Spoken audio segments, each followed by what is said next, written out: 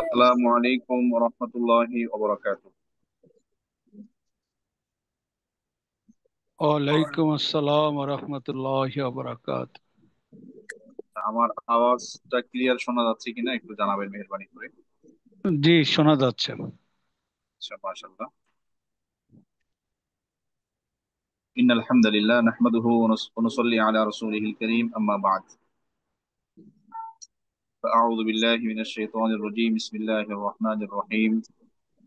إنا نحن نزلنا الذكر وإنا له لحافظون. صدق الله العلي العظيم. وبلغنا رسوله النبي الأمي الكريم. ونحن على ذلك لمن الشاهدين والشاكرين والحمد لله رب العالمين.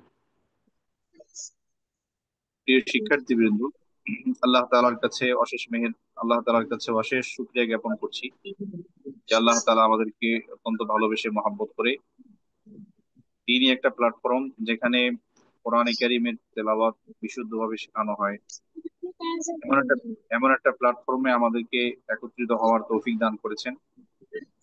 এর জন্য আমরা মহান রবের দরবারে শুকরিয়া আদায় করি, আলহামদুলিল্লাহ।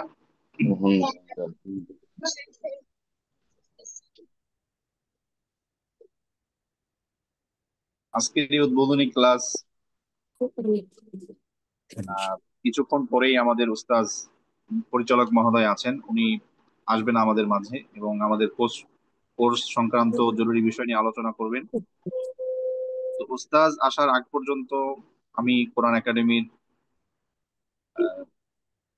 ব্যবস্থাপনা জিম্মাদার মুফতি আব্দুর রহমান ভূমিকা স্বরূপ কিছু আলোচনা আপনাদের সামনে করব। কোরআনে কারীম শেখার ফজিলত, কোরআনে কারীম শেখার গুরুত্ব এবং এটা না শিখলে কি ধরনের ওয়াইদ বা ধমকি এসেছে সে সংক্রান্ত দু চারটা কথা বলবো। তার মধ্যেই আমাদের কোরআন একাডেমির সম্মানিত পরিচালক মাওলানা মোহাম্মদ সাদমান হাফিজাহুল্লাহ আমাদের মাঝে উপস্থিত হবেন এবং আমাদের এই কোর্সটা কিভাবে পরিচালিত হবে, আমাদের কি কি করণীয় আছে সে সংক্রান্ত জরুরি দিক নির্দেশনা প্রদান করবেন ইনশাআল্লাহ। তো সম্মানিত শিক্ষার্থীবৃন্দ, আল্লাহ তাআলা আমাদেরকে জীবনে যতগুলো নিয়ামত দান করেছেন, অসংখ্য অগণিত নিয়ামত দান করেছেন, তার মধ্য থেকে কিছু বড় বড় নিয়ামত আছে। যেমন আমাদেরকে সর্বশেষ নবী, সর্বশ্রেষ্ঠ নবী মোহাম্মদ রসুল্লাহ সাল্লাল্লাহু আলাইহি ওয়াসাল্লামের উম্মত হিসেবে দুনিয়াতে প্রেরণ করেছেন। আমরা আখিরি নবীর উম্মত হতে পেরেছি, এটা আল্লাহ তাআলার পক্ষ থেকে অনেক বড় একটি নিয়ামত। এমনি ভাবে আমাদের যে জীবন, এই জীবনটাও আল্লাহ তাআলার পক্ষ থেকে অনেক বড় একটি নিয়ামত। ঠিক তেমনি ভাবে আরেকটি বড় নিয়ামত হচ্ছে যে আল্লাহ তাআলা আমাদেরকে পবিত্র কোরআনে কারীম জীবন বিধান হিসাবে, আমাদের জীবন চলার পাথেয় হিসাবে আমাদেরকে দান করেছেন পবিত্র কোরআনে কারীম। আসমানি যত গ্রন্থ আছে সব গ্রন্থের সর্বশ্রেষ্ঠ গ্রন্থ আল্লাহ তাআলা আমাদেরকে দান করেছেন। কিন্তু দুঃখের সাথে বলতে হচ্ছে, যুগের পরিবর্তনে আজকে আমাদের অবস্থা এমন হয়ে গিয়েছে যে কোরআনে কারীমকে অনেকে আমরা তেলাওয়াতের বস্তু মনে করেছি, ফজিলতের জিনিস মনে করেছি যে কোরআনে কারীম তেলাওয়াতের মাধ্যমে ফজিলত অর্জন করব। কোরআনে কারীম সবাই কেন শিখবো, নির্ধারিত কিছু মানুষ আছে তারা শিখবে, সকলের শেখার কোনো প্রয়োজন নাই। এই ধরনের মানসিকতা আমাদের অনেকের মাঝেই কাজ করে, যদিও আমরা মুখে বলি না, কিন্তু এটা আমাদের কার্যক্রমের মধ্যে দিয়ে এটা প্রকাশ পায় আর কি। কিন্তু এটা আসলে খুবই দুঃখজনক। নবী আলাইহিস সালাতু ওয়াস সালামকে আল্লাহ তাআলা যে চারটা বা পাঁচটা জিম্মাদারি দিয়ে পাঠিয়েছেন, তার মধ্যে এক নম্বরই হলো ইয়াতলু আলাইহিম আয়াতিক। ইয়াতলু আলাইহিম আয়াতিক, এক নম্বর হলো যে হে নবী, আপনার কাছে যেই কোরআনে কারিম আমি অবতীর্ণ করছি এটা আপনি মানুষের কাছে তেলাওয়াত করে শোনাবেন, মানুষদেরকে তেলাওয়াত করে শোনাবেন। এবং শুধু তেলাওয়াত করে শুনিয়ে ক্ষান্ত হবেন না, ওয়া ইউআল্লিমুহুমুল কিতাব, মানুষকে কোরআনের শিক্ষা দিবেন যেন তারা নিজেরা কোরআনে কারিম পড়তে পারে। সাহাবাই কেরামদের মধ্যে কোরআন কারীম তেলাওয়াতের কি পরিমাণ আগ্রহ উদ্দীপনা ছিল, আপনারা হয়তো অনেকে শুনেছেন ওলামায়ে কেরামদের মুখ থেকে যে 7 দিনের কমে কোরআন কারীম খতম করা এটা নিষেধ না, অনুৎসাহিত করা হয়েছে। তো এই অনুৎসাহিত করাটা কিভাবে আসলো? সাহাবাই কেরামদের কাছ থেকে নবী আলাইহিস সালাম যখন প্রত্যক্ষ করলেন, দেখলেন যে সাহাবাই কেরামরা এত পরিমাণে কোরআনে কারীম তেলাওয়াত করেন যে দৈনিক, কিছু কিছু সাহাবী ছিলেন দৈনিক এক খতম করে কোরআনে কারীম তেলাওয়াত করছেন।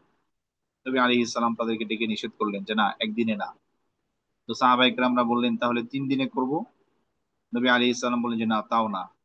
বললেন যে কমপক্ষে 7 দিন, এর থেকে কম দিনে তোমরা কোরআনে কারীম খতম করবা না।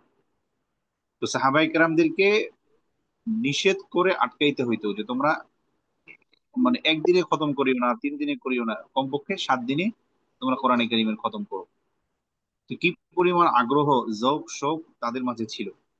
যুগের পরিবর্তনে আমাদের এমন অবস্থা হয়ে গিয়েছে, আমরা যারা এখানে উপস্থিত আছি নিজেদের অবস্থা আমরা নিজেরা ভালো জানি।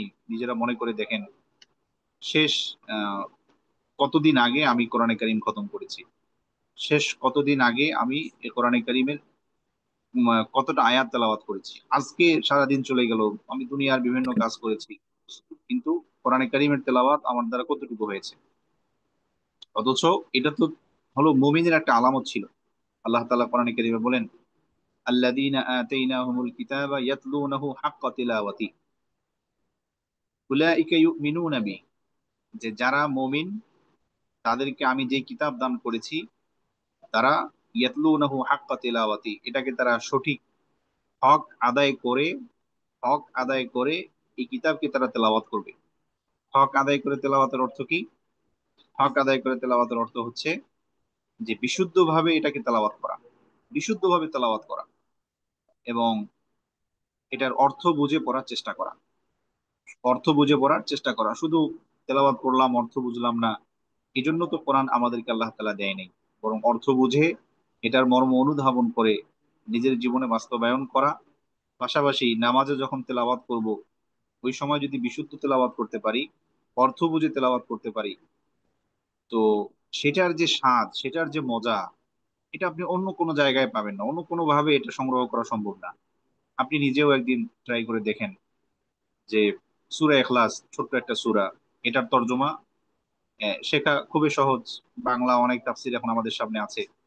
তো আপনি সূরা ইখলাসের তর্জমাটা খুব ভালোভাবে পড়বেন, মানে শব্দে শব্দে অর্থটা আত্মস্থ করার চেষ্টা করবেন। বাস, এরপরে আপনি নীরবে নির্জনে আপনি দাঁড়িয়ে 2 রাকাত নামাজ পড়েন, উভয় রাকাতে আপনি সূরা ইখলাস করবেন, এবং পূর্ণ নামাজে সূরা ইখলাসের যে অর্থ আছে সেটার দিকে আপনি মনোযোগ রাখবেন। এভাবে আপনি 2 রাকাত নামাজ পড়েন, এই নামাজের যে স্বাদ, এই নামাজের যে মজা। এরপরে আপনি রুকুতে গিয়ে পড়ছেন সুবহান রাব্বিয়াল আলা। এই সুবহান রাব্বিয়াল আলা এটার অর্থ কি? হ্যাঁ, রুকুতে পড়ছেন সুবহান রাব্বিয়াল আযীম, এই সুবহান রাব্বিয়াল আযীম এটার অর্থ কি? সিজদায় গিয়ে পড়ছেন সুবহান রাব্বিয়াল আলা, এটার অর্থ কি? এই অর্থটা অনুধাবন করার চেষ্টা করেন। অনুধাবন করার চেষ্টা করে আপনি রুকু করেন, আপনি সিজদা করেন, দেখবেন এটার মধ্যে যে একটা আলাদা স্বাদ, আলাদা মজা, এটা পৃথিবীর কোথাও আপনি পাবেন না এভাবে। এটা কোথাও আপনি পাবেন না এরকম ভাবে। তো এজন্য কোরআনে কারীম শিক্ষার যে একটা আসর আমরা এখানে বসেছি, কোরআনে কারীম শিক্ষার যে একটা প্ল্যাটফর্মে আমরা এসেছি, এটাকে গনিমত মনে করা, এবং আমরা যে কোরআন একাডেমিতে যুক্ত হয়েছি, এটা 2-4 দিনের সফর না মনে করা, বরং কোরআন একাডেমির তত্ত্বাবধানে বিশুদ্ধ কোরআন তেলাওয়াত কোর্স, এরপরে এরপরে আছে কোরআন তর্জমা কোর্স, যেখানে কোরআন তর্জমা শেখানো হয়। আমি যেন বিশুদ্ধভাবে কোরআন তেলাওয়াত করার পরে তর্জমা শিক্ষা করতে পারি। তর্জমা ছাড়া, তর্জমা যদি আমি না বুঝতে পারি, তাহলে কোরআনের মর্ম আমি অনুধাবন করব কিভাবে, নিজের জীবনে বাস্তবায়ন করব কিভাবে? তো এই জন্য বিশুদ্ধ কোরআন তেলাওয়াত এটা আগে। হ্যাঁ, এটা সবচেয়ে বড় একটি নিয়ামত, সবচেয়ে বড় একটি নিয়ামত আল্লাহ তাআলার পক্ষ থেকে এই পবিত্র কোরআনে কারীম। হাদিসের মধ্যে আসছে, নবী আলী হাদিসে কুদসির মধ্যে আসছে, আল্লাহ তাআলা বলেন, ওয়া আনজালতু আলাইকা কিতাবান, হে নবী আমি আপনার উপরে এমন একটি কিতাব অবতীর্ণ করেছি, লা ইয়াগসিলুহুল মা, যেটা পানি দিয়ে ধৌত করা সম্ভব না, তা করা না ইমন ওয়াকাজান, এবং এই কিতাবকে ঘুমন্ত ব্যক্তিরাও তেলাওয়াত করবে, জাগ্রত ব্যক্তিরাও তেলাওয়াত করবে। এবং আশ্চর্য হবেন আপনারা যে আল্লাহ তাআলা এই কোরআনকে হেফাজত করার জন্য, সংরক্ষণ করার জন্য অনেকগুলো পদ্ধতি অবলম্বন করেছেন। আমরা কি করি, একটা লেখা বা একটা ইলম বা জ্ঞান, এটা সংরক্ষণ করার জন্য বিভিন্ন পদ্ধতি অবলম্বন করে থাকি। কিন্তু আল্লাহ তাআলা যে পদ্ধতিটা সর্বপ্রথম অবলম্বন করেছেন, সেটা হলো মানুষের বক্ষ, মানুষের সিনা। মানুষের সিনা, মানুষের সিনার মাধ্যমে আল্লাহ তাআলা এই কোরআনকে হেফাজত করবেন। এটাকে যে কেউ ধ্বংস করতে চাইবে, নষ্ট করতে চাইবে, এটা কোশ্চিন কালেও কারো পক্ষে সম্ভব হবে না। আল্লাহ তাআলা এটার জিম্মাদারি, হেফাজতের জিম্মাদারি নিজেই নিয়েছে। এবং এই কোরআন যখন এসেছে, আপনারা জানেন, ওলামায়ে কেরামদের মুখে শুনেছেন, জাহিলিয়াতের জামানায় কি নির্মমতা ছিল। মানে মনুষ্যত্ব বলতে তাদের ভিতরে কিছু ছিল না। কিন্তু ওই মানুষগুলোর উপরেই যখন এই কোরআনে কারীম অবতীর্ণ হলো, কোরআনের মেহনত যখন তাদের উপরে পড়লো, তো তাদের নাম শুনলে বর্তমানে আমাদেরকে ঘৃণায় নাক ছিটকানো দরকার ছিল। যে তারা এরকম শরাব পান করত, নিজের ছেলে মেয়েদেরকে জীবন্ত দাফন করে দিত, জেনা বেবিচারের কোনো হিসাব ছিল না, মারামারি কাটাকাটির কোনো হিসাব ছিল না। হ্যাঁ, এগুলোকে তারা গৌরব মনে করত। কিন্তু খেয়াল করে দেখেন, তাদের নাম যখন নেওয়া হয়, এখন আমরা কি করি? ঘৃণা তো দূরের কথা, একদম মনের গভীর থেকে ভালোবাসা, শ্রদ্ধা ভরে আমরা তাদের নাম স্মরণ করি। রাদিয়াল্লাহু আনহুম ওয়া রাদু আন, যে আল্লাহ তাআলা তাদের প্রতি সন্তুষ্ট হয়েছেন, তারাও আল্লাহ তাআলার প্রতি সন্তুষ্ট হয়েছেন। রাদিয়াল্লাহু আনহুম ওয়া রাদু আন। কি পরিবর্তনটা এসেছে? এটা কিসের মাধ্যমে এসেছে? এই পবিত্র কোরআনের মাধ্যমে, অন্য কোনো মাধ্যমে এটা আসেনি। তো এই জন্য কোরআন এটা সর্বযুগেই মানুষের পরিবর্তনের কারণ। কিন্তু এটা আমরা নিজেরা এর থেকে দূরে থাকার কারণে আমরা নিজেদের পরিবর্তন সাধন করতে পারছি না। হযরত ওমর রাদিয়াল্লাহু তাআলা আনহু কি শক্ত দিলের মানুষ ছিলেন আপনারা জানেন। উনি যখন নবী আলাইহিস সালামের কল্লা কাটতে আসতেছেন, তো সর্বপ্রথম ওনার বোনের যে তেলাওয়াত, সূরা তাহা, এই তেলাওয়াত শুনেই, কোরআনের তেলাওয়াত শুনেই আল্লাহ তাআলা ওনার দিলের মধ্যে কম্পন সৃষ্টি করে দিয়েছেন। ব্যাস, এরপরে উনি ইসলামের জন্য ফিদা হয়ে গিয়েছেন। মৃত্যু পর্যন্ত ইসলামের উপরে অটল ছিলেন।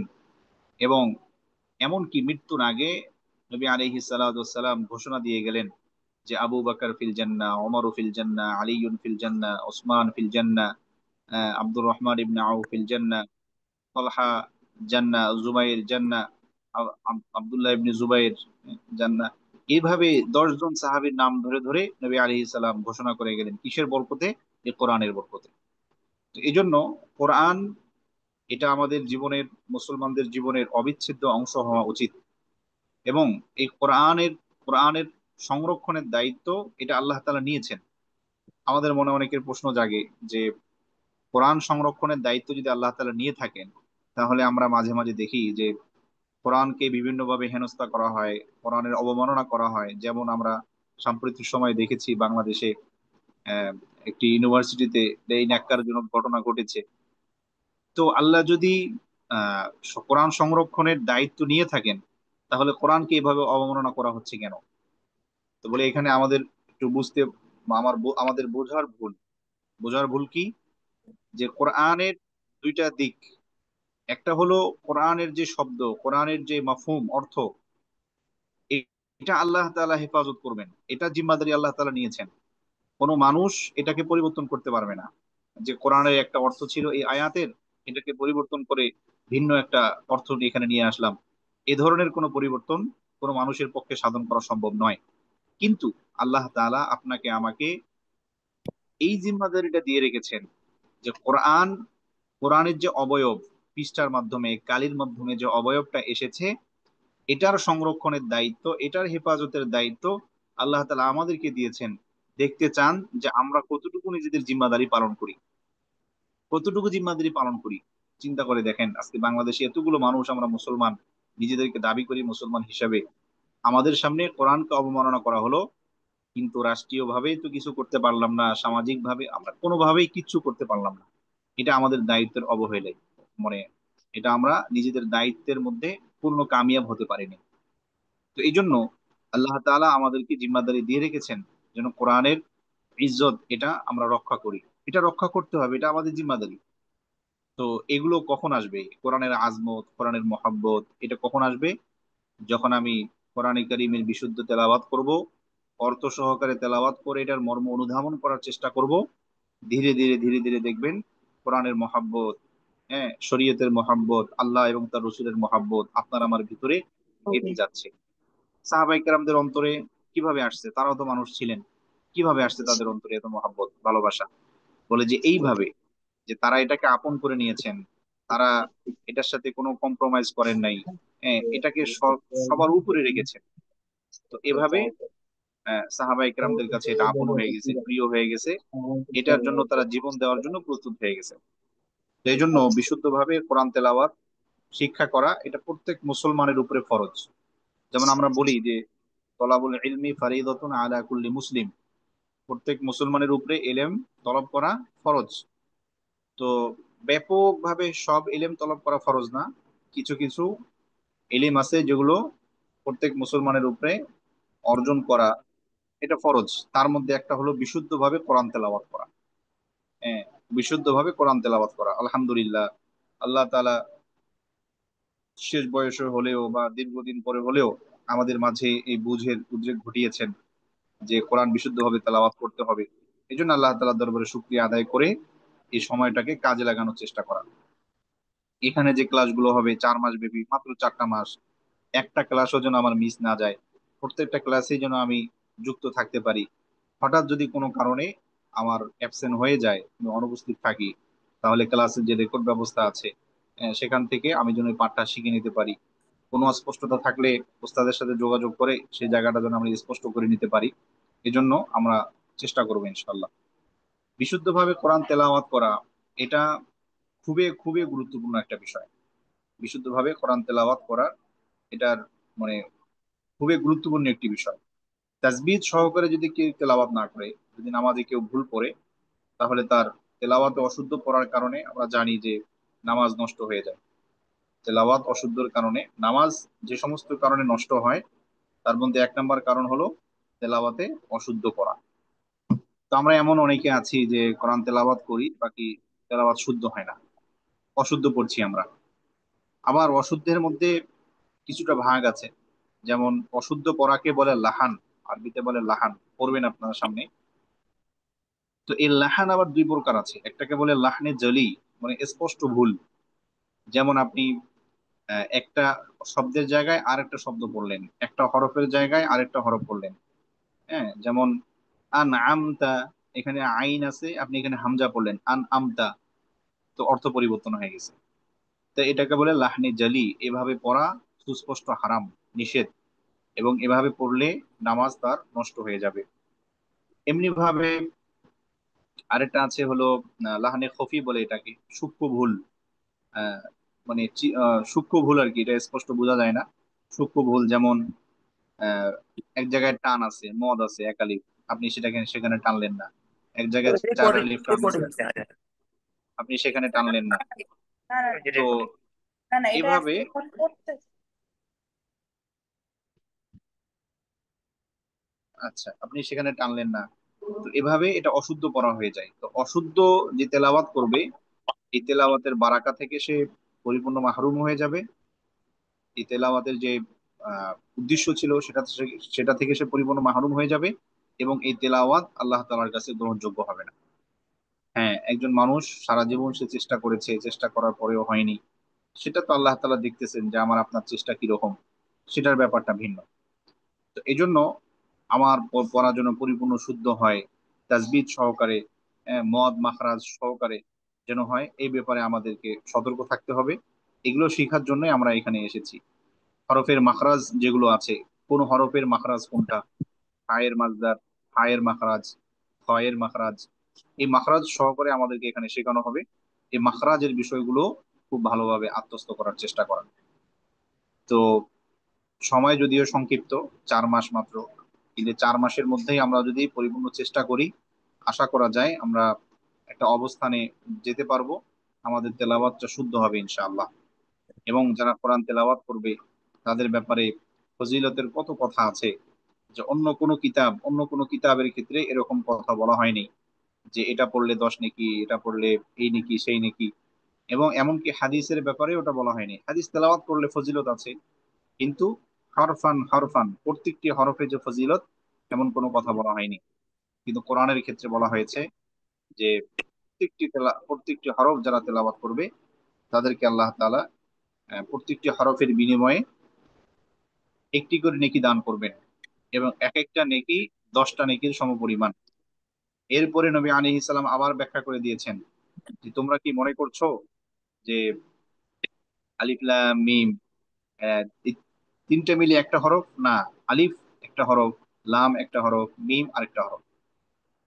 তো কোরআনের ফজিলত তো আছেই, পাশাপাশি কোরআনকে আজকে আমরা আঁকড়ে না ধরার কারণে, কোরআন থেকে দূরে সরে যাওয়ার কারণে আমরা কোরআনের তেলাওয়াত করি না, কোরআনের চর্চা করি না। যার কারণে আহ, আল্লাহ তাআলা আমাদেরকে যে ইজ্জত সম্মান দিয়েছিলেন মুসলমান জাতি হিসাবে সারা বিশ্বের উপরে, সমস্ত জাতির উপরে, সেই সম্মানের আসন থেকেও আমরা আজকে নিচে নেমে গিয়েছি। হযরত ওমর রাদিয়াল্লাহু তাআলা আনহুর ইতিহাস আপনারা পড়ে দেখবেন, যখন বাইতুল মাকদিস বিজয় করলেন হযরত আবু উবাইদা ইবনুল জাররাহ রাদিয়াল্লাহু তাআলা আনহু ওনার নেতৃত্বে, তো উনি ওখানকার দায়িত্বে ছিলেন সেনাপ্রধান। তো বাইতুল মাকদিসের লোকজন তারা বলল যে খলিফাতুল মুসলিমিন আসলে এরপরে আমরা তার হাতে চাবি হস্তান্তর করব, এর আগে আমরা অন্য কাউকে দিব না। তো হযরত ওমর রাদিয়াল্লাহু তাআলা আনহু সেই মদিনা থেকে সফর করে বাইতুল মাকদিসে গেলেন। তো যাওয়ার পরে বাইতুল মাকদিসের গেটের সামনে যখন গিয়েছেন, তখন অবস্থা কি ছিল? হযরত ওমরের হাতে, হযরত ওমর যে জুতা পরেছিলেন সেই জুতার ফিতা ছিঁড়ে গিয়েছিল। তো যার কারণে ছেঁড়া জুতা পরে তো আর হাঁটা যায় না। এক হাতে উনি ছেঁড়া জুতোগুলো নিয়েছেন, আরেক হাতে উটের রশি ধরা ছিল, আর উটের উপরে ছিলেন তার গোলাম।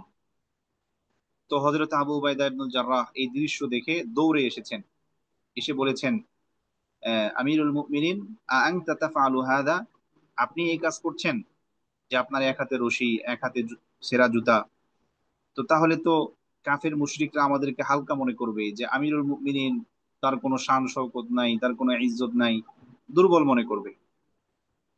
এই কথা বলার পরে হযরত ওমর রাদিয়াল্লাহু তাআলা আনহু ধমক মেরে হযরতে আবু উবাইদা ইবনুল জাররাহকে যেই কথা বলেছিলেন, এটা হলো আমাদের জন্য শিক্ষা। হযরত ওমর বলেছিলেন যে ইন্না কুন্না আদাল্লা কওমিন, আমরা তো ছিলাম নিচু জাতি। ও আচ্ছা, এর আগে হযরত আবু উবাইদাকে রাগান্বিত স্বরে তিনি বলেছিলেন যে লাউ ইয়াকুলু গায়রুকা হাদা ইয়া আবা উবাইদা, হে আবু উবাইদা, এই কথাটা যদি তুমি ছাড়া অন্য কেউ বলতো, জাআলতুহু নাকালান লি উম্মতি মুহাম্মাদিন সাল্লাল্লাহু আলাইহি ওয়াসাল্লাম, তাহলে আমি তাকে উম্মতে মুহাম্মাদের জন্য একটা দৃষ্টান্তমূলক, একটা দৃষ্টান্ত হিসেবে তাকে রেখে দিতাম, তুমি ছাড়া যদি অন্য কেউ এই কথা বলতা। কেন? যে ইন্না কুন্না আদাল্লা কওমিন, আমরা তো ছিলাম নিচু জাতি। আমরা ছাগল চড়িয়ে, উট চড়িয়ে, এরকম ভাবে মরুভূমির যাযাবরের মতো আমরা বসবাস করতাম। ফাআযানাল্লাহু বিল ইসলাম, ফাআযানাল্লাহু বিল কুরআন, সেখান থেকে আল্লাহ তাআলা আমাদেরকে উঠায়া, এই নিম্ন জায়গা থেকে উঠিয়ে আমাদেরকে সম্মানিত করেছেন কিসের মাধ্যমে? ইসলামের মাধ্যমে। সম্মানিত করেছেন কোরআনের মাধ্যমে। এরপরে বলেছেন ফামাহমা নাতলুবুল ইজ্জাতা বিগাইরি মা আ'আজ্জানাল্লাহু আযাল্লানাল্লাহ, অতএব হে উম্মতে মুহাম্মাদি, তোমরা মনে রাখো, যেই জিনিসের মাধ্যমে আল্লাহ তাআলা আমাদেরকে সম্মানিত করেছেন, অর্থাৎ কোরআনের মাধ্যমে সম্মানিত করেছেন, ইসলামের মাধ্যমে সম্মানিত করেছেন, এই কোরআন এবং ইসলাম ছাড়া যদি অন্য কোনো জিনিসের মাধ্যমে আমরা সম্মান অনুসন্ধান করতে যাই, আমরা সন্ধান তালাশ করি, তাহলে সম্মানিত তো হবই না, আযাল্লানাল্লাহ, আল্লাহ তাআলা আমাদেরকে অপমানিত করবেন, লাঞ্ছিত করবেন। তো বর্তমান যুগে যদি আমরা নিজেদের সাথে মিলাই, সেটাই আমরা দেখতে পাচ্ছি। তো এই জন্য আহ কোরআনের যে শিক্ষার আসর, এখানে আমরা একত্রিত হয়েছি।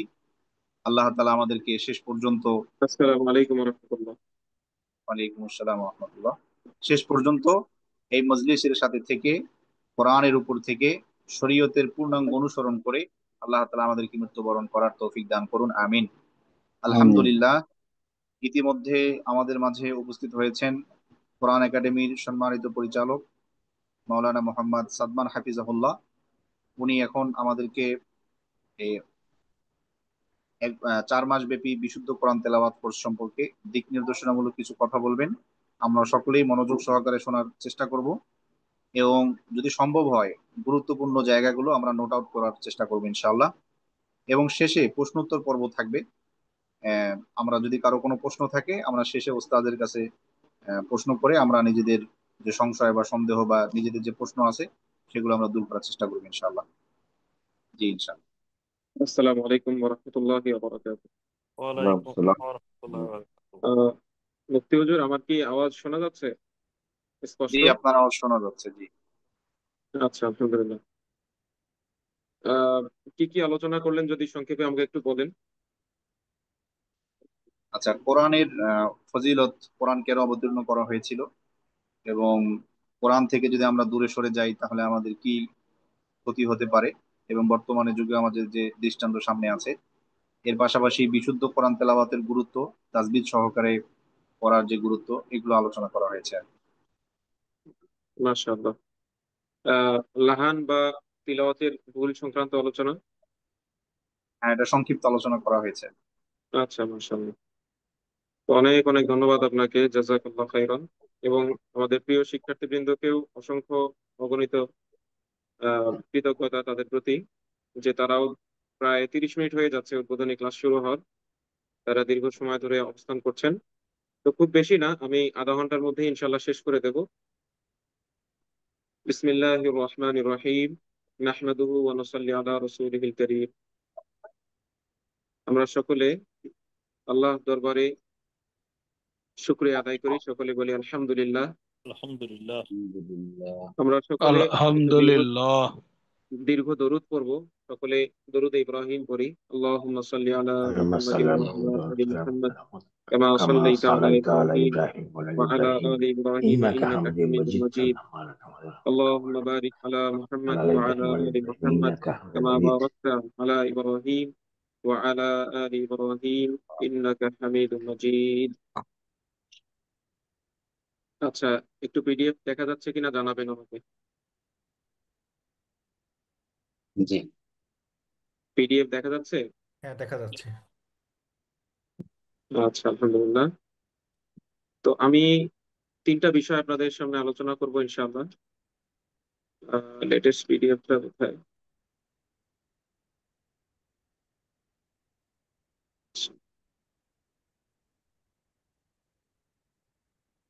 তিনটা বিষয় নিয়ে আলোচনা করব। প্রথম বিষয় হচ্ছে আহ বিশুদ্ধ কোরআন তিলাওয়াত শেখার জন্য মূলত আমরা এখানে একত্রিত হয়েছি। তো এখানে দুই ধরনের শিক্ষার্থী আছেন, আলহামদুলিল্লাহ আমরা জানি। এক ধরনের শিক্ষার্থী আছেন যারা তিলাওয়াত ইতিপূর্বে শিখেছেন কিন্তু বিশুদ্ধভাবে শেখা হয়নি, এবং এখন তারা বিশুদ্ধভাবে তিলাওয়াত শিখতে চাচ্ছেন। আমাদের কিছু শিক্ষার্থী এমন আছেন যারা বিশুদ্ধ তিলাওয়াত পারেন, তবে তাদের একটু সন্দেহ কাজ করছে যে আসলে কি বিশুদ্ধ আমি তিলাওয়াত করতে পারছি কিনা। এরকম শিক্ষার্থী আছেন। আরেক ধরনের শিক্ষার্থী আছেন যারা তিলাওয়াত বিশুদ্ধ তারা মনে করছেন নিজেদের, কিন্তু তারপরেও তারা আরো একটু শানিত করতে চান নিজেদের তেলাওয়াত। তাহলে দুই তিন ক্যাটাগরির শিক্ষার্থী আমরা পেলাম, দুই ক্যাটাগরির। এক ক্যাটাগরির শিক্ষার্থী যারা শিখেছেন বা শেখেননি কিন্তু না শেখার মতোই বিশুদ্ধভাবে তিলাওয়াত। আরেক ক্যাটাগরির শিক্ষার্থী এখানে আছেন, আমরা জানি যে তাদের তিলাওয়াত তারা পারেন, তিলাওয়াত জানেন এবং বিশুদ্ধ তিলাওয়াত তাদের, কিন্তু তারা আরো বেশি বিশুদ্ধ, পরিপূর্ণ বিশুদ্ধ করার একটা আকাঙ্ক্ষা নিয়ে আমাদের এই কোর্সে অংশগ্রহণ করেছেন। তো সকল প্রকার শিক্ষার্থীকে আমাদের এই কোর্সে আহলান ও সাহলান। আপনাদের এই যাত্রা যেন অনেক স্মুথ হয়, এজন্য আমরা সর্বোচ্চ চেষ্টা করবো ইনশাআল্লাহ। তো আমি যে পিডিএফটা ওপেন করেছিলাম, আমি আরেকবার পিডিএফটা একটু ওপেন করি। একটা কায়দা সম্ভবত ওপেন হয়নি। আচ্ছা, দেখি আমি এখান থেকে ওপেন করে দিই।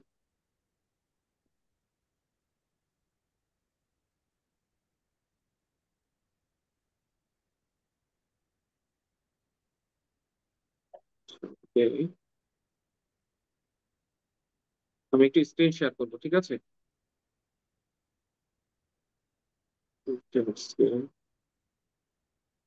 আচ্ছা, আমার স্ক্রিন দেখা যাচ্ছে কিনা একটু জানাবেন। জি দেখা যাচ্ছে। আমার আওয়াজ স্পষ্ট কিনা জানাবেন। জি। জি স্পষ্ট। আচ্ছা, আলহামদুলিল্লাহ।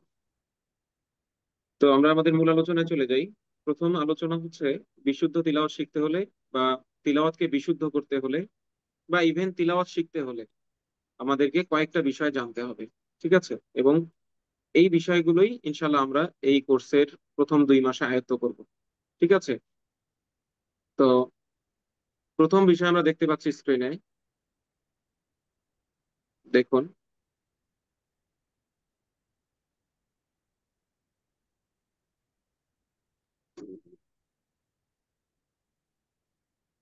প্রথম লাইনটা দেখেন, আরবি হরফ সমূহকে এবং সেগুলোর বিভিন্ন রূপকে আমাদেরকে চিনতে হবে। ঠিক আছে? প্রথম কাজ কি? আরবি হরফ সমূহ এবং সেগুলোর বিভিন্ন রূপ আমাদেরকে চিনতে হবে। আচ্ছা, আমি একটু কলম ব্যবহার করি। কলম ব্যবহার না করলে তো সমস্যা। আচ্ছা, এবার হবে। উম,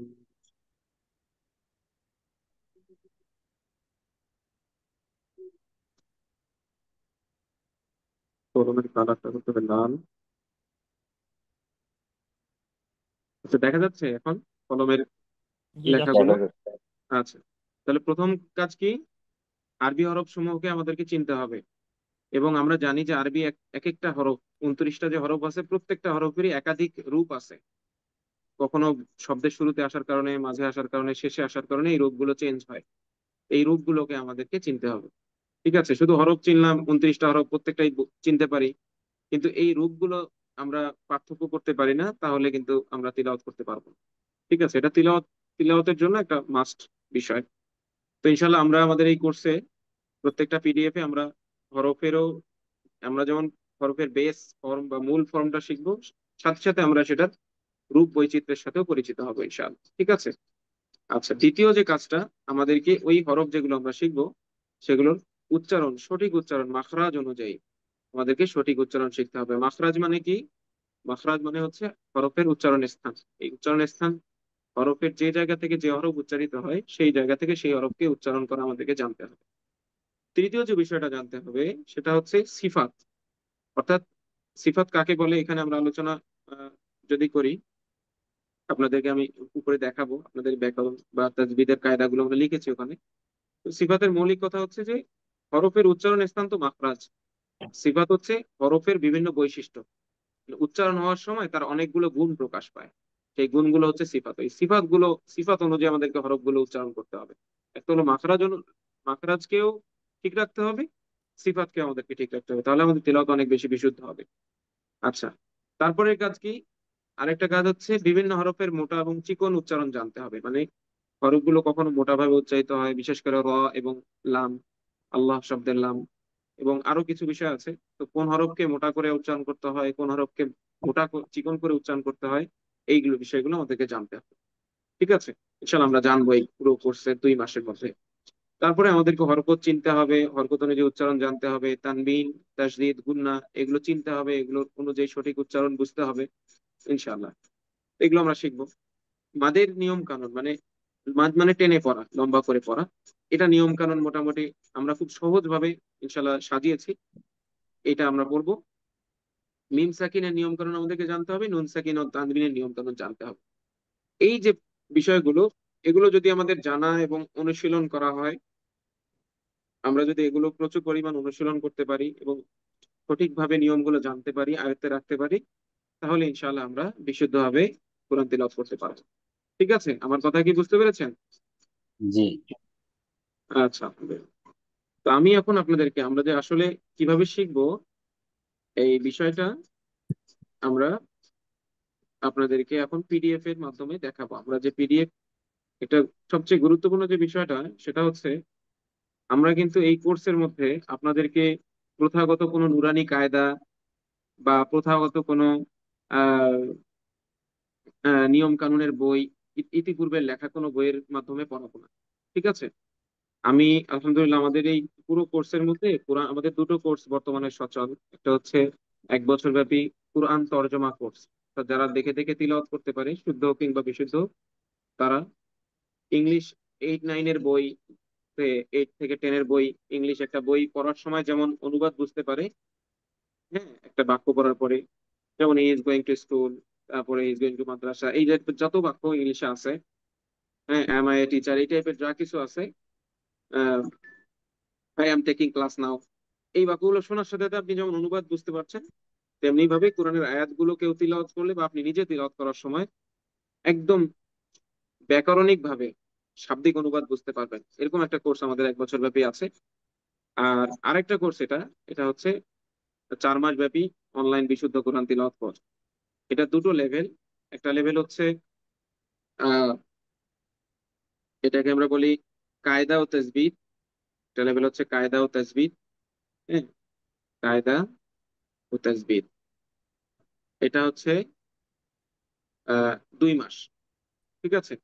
এই 4 মাস ব্যাপী কোর্স, আপনারা যে কোর্সে অংশগ্রহণ করেছেন এটা মূলত 4 মাসের কোর্স। তো এটা হলো লেভেল 1, হচ্ছে এই লেভেল 1 হচ্ছে হলো এই 2 মাস কায়দা ও তাজবিদ, ঠিক আছে। আর লেভেল 2 হচ্ছে, লেভেল 2 হচ্ছে নাজেরা। নাজেরা মানে যখন আমরা কায়দা কানুনকে আয়ত্ত করে ফেললাম, প্রচুর পরিমাণ অনুশীলন করলাম, এখন আমরা এই প্রত্যেকটা কায়দাকে একদম প্রপার ওয়েতে কোরআনে ধারাবাহিকভাবে এক একটা পৃষ্ঠার ওপর চর্চা করব।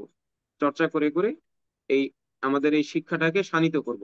প্লাস আরেকটা কাজ হবে ওখানে, সেটা হচ্ছে একটা হলো আমরা চর্চাটাকে বাস্তবে করে অনেক বেশি আহ মানে আত্মস্থ হয়ে যায় যেন আমাদের, এটা করব। আর 2 নম্বর হচ্ছে ফ্লুয়েন্ট করব। ফ্লুয়েন্ট, আমাদের তিলাওয়াতটা যেন ফ্লুয়েন্ট হয়। শুধু তাজবিদ এবং কায়দা শিখলে কিন্তু কারো তিলাওয়াত ফ্লুয়েন্ট হয় না, ঠিক আছে। যেমন ক্লাস 1 থেকে 3 বাচ্চারা কেবল বানান করা শেখে, সরেয়া ময়াকারে মার আমার, হ্যাঁ। তারপরে ইংলিশে যেমন টিইএ, সিএইচইআর, টিচার, বানান করা শেখে, তখন কিন্তু তার ফ্লুয়েন্সি থাকে না। তো সে যত বেশি এই মানে তার পড়া ভেঙে ভেঙে পড়াটাকে যত বেশি সে একটা টেক্সটের মধ্যে অ্যাপ্লাই করে এবং বেশি বেশি চর্চা করে, তখন তার ফ্লুয়েন্সি আসে। তো আমরা দ্বিতীয় 2 মাসে অর্থাৎ নাজেরার অংশে আমরা ফ্লুয়েন্সি অর্জনের চেষ্টা করব এবং আমাদের টোটালি ভুল মুক্ত ভাবে যেন খুব দ্রুততার সাথে বিশুদ্ধভাবে আমরা তিলাওয়াত করতে পারি, সেই চর্চাটা ইনশাআল্লাহ আমরা করবো, ঠিক আছে। তো যেটা উদ্দেশ্য আমার এখানে কথা বলার, সেটা হচ্ছে আপনারা প্রচলিত কোনো, দেখেন, প্রচলিত কোনো কায়দা পড়বেন না, কোনো কায়দা আপনাদেরকে আমরা পড়াবো না, ঠিক আছে। কারণ কি, প্রচলিত যে কায়দাগুলো, এগুলো হচ্ছে বাচ্চাদের জন্য লেখা, বাচ্চাদেরকে লক্ষ্য করে লেখা হয়েছে। এজন্য সেখানে দেখা যাচ্ছে যে সেখানে বাচ্চাদের জন্য লেখার পরেও সহজ হয়েছে, কিন্তু কিছু কিছু জায়গায় অস্পষ্টতা হওয়ার সুযোগ থাকে। যেমন প্রচলিত কায়দাগুলোতে আপনাকে প্রথম পৃষ্ঠায় এই ধরেন যে এই আলিফ বা তা থা জিম একসাথে থাকবে 29টা অক্ষর একদম ইয়া পর্যন্ত। এখন আপনি এখানে পড়লেন আলিফ, এটা বা, এটা তা, পরে দেখা যায় কি যখন সিরিয়াল অনুযায়ী পড়েন তখন আপনি পড়তে পারেন যে এটা জিম, এটা হা, এটা খ। কিন্তু যখন সিরিয়াল ছাড়া আপনাকে বলা যে এটা কি বলেন, এটা কি বলেন, তখন কি আপনি ভেবাচাকা খেয়ে যান যে এটা জানি কি হবে। আচ্ছা, এটা গেল একটা ভেবাচাকা খাওয়ার জায়গা। তখন আবার পৃথক ভাবে ওই প্রত্যেকটা হরফকে নিয়ে মানে চেনাতে হয়, ঠিক আছে। প্রথম দিকে সিরিয়ালি মুখস্থ করে ফেলে হরফগুলো, পরে যখন পারে না তখন আবার গিয়ে পৃথক ভাবে এটাকে চর্চা করা হয়, 1 নম্বর।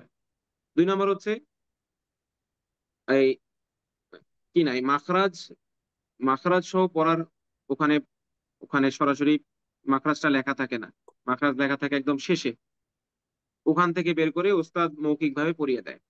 তো আমরা যে ওটা তো বাচ্চাদের জন্য পড়াই, যার কারণে মৌখিকটাই জরুরি, যেহেতু আমরা অ্যাডাল্ট, আমরা বড় আছি, আমরা আমাদেরকে ভিজুয়ালাইজ করে দিলে আমাদের জন্য সহজ হবে। মানে বিশেষ করে মাকড়াসটা যদি লেখা থাকে আমাদের সামনে, কায়দা নিয়মটা, গ্রামারটা। আবার ওখানে কিন্তু সিফাত পড়ানো হয় না, বাচ্চাদেরকে যখন পড়ানো হয় গুণ শেখানো হয়, যে তা বা হামজা বা আলিফ উচ্চারণের সময় এটা আর কি গুণাগুণ হবে, একটা তো উচ্চারণের স্থান, আর একটা হলো এটার গুণাগুণ কি হবে, সেটা কিন্তু শেখানো হয় না। তো আমরা এখানে ওটাও শেখাবো। এরপরে আমরা যারা অ্যাডাল্ট আছি তারা কিন্তু ভিজুয়ালাইজেশনের খুব বেশি আমাদের সুবিধা হয় ভিজুয়ালাইজ কোনো কিছুকে করলে, ঠিক আছে। তো আবার অফ হয়ে গেল। আমরা আমাদের এই কোর্সে পিডিএফটা এমন ভাবে সাজিয়েছি যে প্রত্যেকটা অক্ষরকে আমরা ইনশাল্লাহ আপনাদের সামনে ভিজুয়ালাইজ করব। ঠিক আছে? ভিজুয়ালাইজ কিভাবে করব দেখেন, এই যে চিত্র দেখে দেখে আমরা ইনশাল্লাহ পড়বো যে এই অক্ষরটা এরকম, তো এটা হলো এই, এখান থেকে উচ্চারণ হবে, এই হলো চেহারা। এটা মূলত একটা বই থেকে আমরা নিয়েছি। আহ, তাদের অনুমতি নেওয়ার সুযোগ হয়নি, কিন্তু প্রাথমিকভাবে আজকে আমি এই পিডিএফ এর এই অংশটা তৈরি করা ছিল না আজকে, এই জন্য দেরি হলো আমার ক্লাসে ঢুকতে। নতুন ভাবে তৈরি করে ঢুকলাম। তো এভাবে আপনাদেরকে ছবি দেখিয়ে বোঝানো হবে। ঠিক আছে? আমি প্রশ্ন নেবো ইনশাল্লাহ সামনে। তো দেখেন, তো আমরা প্রচলিত কোনো ইনশাল্লাহ কায়দা পড়বো না। সবচেয়ে বেশি বড় যেটা আমাদের অন্যান্য কায়দা, প্রচলিত কায়দার সাথে ডিফারেন্স, সেটা হচ্ছে প্রচলিত কায়দাগুলোতে আহ দেখা যাচ্ছে যে একটা বড় ডিফারেন্স কি, যখন আপনি আলিফ বা তা শিখলেন, ঠিক আছে, আপনি এগুলো পৃথক ভাবে চেনেন, আপনাকে তৃতীয় পৃষ্ঠায় তারা বলবে যে বায়ের আরো কয়েকটা রূপ আছে, ভাইয়ের আরো কয়েকটা রূপ আছে। হ্যাঁ, আমার বাবা উনি আলেম নন এবং একদম জেনারেল মানুষ। তো ওনাকে যখন আলিফ বা তা তা পুরোটাই পড়ানো হয়েছে পুরোনো কায়দা দিয়ে, আমার এটা অভিজ্ঞতা। তো আমার মা পড়িয়েছে তাকে। তো উনি যখন আলিফ বা তা অনেক কষ্ট করে শিখছেন, এখন যখন তৃতীয় পৃষ্ঠায় তাকে বলা হলো যে আবার এই জিমের কয়েকটা রূপ আছে, এরকম হবে, হ্যাঁ এরকম হবে, ঠিক আছে, বিভিন্ন রকমের রূপ আছে জিমের, আবার হায়ের বিভিন্ন রকমের 3-4টা রূপ আছে, ঠিক আছে, তখন উনি আবার আতঙ্কিত হয়ে গেলেন, আল্লাহ এটা কেমন কথা, আমি এটাই কত কষ্ট করে শিখলাম, এখন আবার এগুলো পৃথক ভাবে শিখতে হবে আমাকে। তো আমি ওখান থেকে শিক্ষা নিয়েছি, নিয়ে আমি যে পিডিএফটা আপনাদের জন্য লিখেছি, সেখানে আপনাদেরকে প্রত্যেকটা অক্ষর শেখানোর সময় আমরা ওই অক্ষরের আর কি কি রূপ আছে কোরআনে ব্যবহৃত হয়েছে ওগুলো আমরা শেখাবো। অর্থাৎ আপনি ওই দিন বেস রূপের সাথেও পরিচিত হবেন, আবার ওই হরফ আর কি কি রূপে ব্যবহার হতে পারে কোরআনে সেটার সাথেও আপনি পরিচিত হবেন। আচ্ছা, আরেকটা বেস্ট আমাদের এখানকার একটা পলিসি, মানে এই পিডিএফ এর, মানে আমাদের এই কোর্সের, সেটা হচ্ছে ধরুন যে আমরা একবারে আলিফ থেকে ইয়া পর্যন্ত আপনাদেরকে মুখস্থ করাবো না। ঠিক আছে? যে ঠিক আছে, এখন আলিফ পড়েন, বা পড়েন, তা পড়েন, তা পড়েন, যেভাবে মানে প্রথাগত কায়দাগুলোতে যেভাবে থাকে, আমরা করব কি, আপনাদেরকে প্রত্যেকটা ক্লাসে মাখরাজ অনুযায়ী আমরা আগাবো, মানে আলিফ বা দিয়ে আগাবো না, আলিফ বা তা দিয়ে আগাবো না। আমরা আমরা ধরেন 1 নম্বর মাখরাজ কি, 1 নম্বর মাখরাজ থেকে উচ্চারিত হরফ হচ্ছে হামজা এবং হা, এটা বা এটা, হামজা হা। এটা 2 নম্বর এটা হলো 1 নম্বর মাখরাজ থেকে উচ্চারিত হরফ। 2 নম্বর আইন হা, হ্যাঁ, আইন এবং হা। আমরা এইভাবে গোসল করছি আর বন্ধ করতে মন নাই। প্রত্যেকটা ক্লাসে আমরা দেখি, কোনারে আমি একটু কোনটা, ইয়াতে ঢুকি। তাই নাকি? এই নষ্ট হয়েছে গা। আচ্ছা, মাইক্রোফোনটা অফ করে দিলাম সবার। তো আমরা করব কি, প্রত্যেকটা অক্ষরের আমরা একদিনে না শিখে এক থেকে আলিফ, আমরা করব কি, প্রত্যেক দিন প্রত্যেকটা ক্লাসে নতুন মাখরাজ থেকে 1 বা 2টা মাখরাজ, ধরুন যে প্রথম ক্লাসে প্রথম মাখরাজ আমরা পড়াবো, প্রথম মাখরাজ থেকে উচ্চারিত হরফ দুটো, সেগুলোর বিভিন্ন রূপ আমরা চিনবো। এরপরে আমরা করব কি, দেখাই, তারপরে আমরা ওই হরফগুলোর মাখরাজ শিখবো যে কোথা থেকে ওটা উচ্চারণ হবে, যেমন এখানে দেখতে পাচ্ছেন। তারপরে আমরা আহ ছবি দেখে বোঝার চেষ্টা করব আসলে কোথা থেকে উচ্চারণ। তারপর ওই দুটো অক্ষর, মানে প্রথম মাখরাজ থেকে উচ্চারিত হামজা এবং হায়ের সিফাত কি, মানে ওই হরফটার গুণাগুণ কি, উচ্চারণের সময় কি কি গুণাগুণ সে ধারণ করবে। এটা হলো উচ্চারণের স্থান, কোথা থেকে উচ্চারণ হবে, এটা হচ্ছে মাখরাজ। আর উচ্চারণের সময় তার আর কি কি গুণাগুণ তার ভিতরে পাওয়া যেতে হবে, সেটা আমরা শিখবো। এটা কায়দা মুখস্থ করতে হবে না আপনাদের, জাস্ট আপনারা এটা অ্যাপ্লাই করবেন, এখানে সেটা লিখে দেওয়া হয়েছে। এরপরে আমরা তাজবিদ যেটা শিখবো, প্রত্যেক ক্লাসে নতুন বা 2-4 ক্লাস পর পর আমরা নতুন কিছু তাজবিদের সাথে পরিচিত হব। সেই তাজবিদটা আমরা তাজবিদ শিখি এই বক্সের মধ্যে আমরা চর্চা শিখে নেব। তারপরে আমরা সব শেষে আমরা ধরুন আমরা একটা অক্ষরকে চিনলাম, যেমন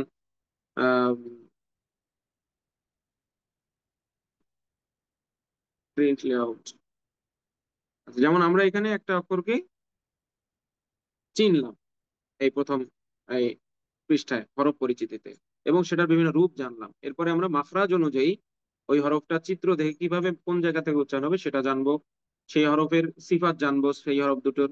তারপর আমরা তাজবিদ জানবো, এবং তারপর আমরা ওই তাজবিদ সহ ওই হরফগুলোর আহ উচ্চারণের স্থান এবং সিফাত অনুযায়ী আমরা অনুশীলন করব। এভাবে প্রত্যেকটা ক্লাসে, প্রথম 7-8টা ক্লাসের মধ্যে আমরা এভাবে হরফগুলোকে মাখরাজের সিকুয়েন্স অনুযায়ী হরফগুলোকে শিখবো। এর ফলে হবে কি, একটা খুব গুরুত্বপূর্ণ বিষয় হবে, সেটা হচ্ছে যে দুটো ধাক্কা মানুষ খায়। একটা হচ্ছে যে হরফ শিখছে 29টা, চেনে, কিন্তু পৃথক পৃথক ভাবে দেওয়ার পরে সে চেনে না। এইটা থেকে আপনি বেঁচে যাবেন। আপনি যেহেতু প্রতিদিন 2 থেকে 5টা হরফ যেহেতু প্রতিদিন আপনি চিনবেন, এবং ওই হরফগুলোর বিভিন্ন রূপ আপনি জানবেন, এবং ওই হরফগুলোতে আপনি জবর, জের, তারপরে পেশ দিয়ে, খারা জবর খারাজের উল্টা পেশ দিয়ে আপনি যখন চর্চা করবেন, তখন ওই 2-4টা হরফ আপনার একদম বসে যাবে অন্তরে। ঠিক আছে? তখন আর আপনি পিছনে আগাবেন যত, পিছনে আর ভুলবেন না ইনশাআল্লাহ। কিন্তু প্রচলিত যে তাজবিদের বইগুলো বা প্রচলিত যে কায়দা বইগুলো আছে, সেগুলোতে এই সমস্যাটা হয়, মানুষ যত আগায় পিছনেটা ভুলে যায়। বুঝতে পেরেছেন? আমরা যখন প্রতিদিন একটা হরফের উপর আমাদের তাজবিদের মেহনত হলো, মানে মাখরাজের মেহনত যখন হবে, এরপরে আমাদের একটা হরফের উপর যখন আহ সিফাতের অনুশীলন হবে, তারপরে ওই হরফগুলোকে যখন আমরা তাজবিদ সহ, জবজের পেশ সহ একটু ভিন্নভাবে উচ্চারণ করব, চর্চা করব, তখন ওই হরফটা আমাদের অন্তরে ইনশাল্লাহ বসে যাবে। এভাবে আমরা হরফ চর্চা শেষ করার পরে আমরা এরপরে অন্যান্য তাজবিদের কায়দাগুলো, অর্থাৎ এই যে তানবিন যুক্ত করে পড়া, তারপরে আহ কি বলে,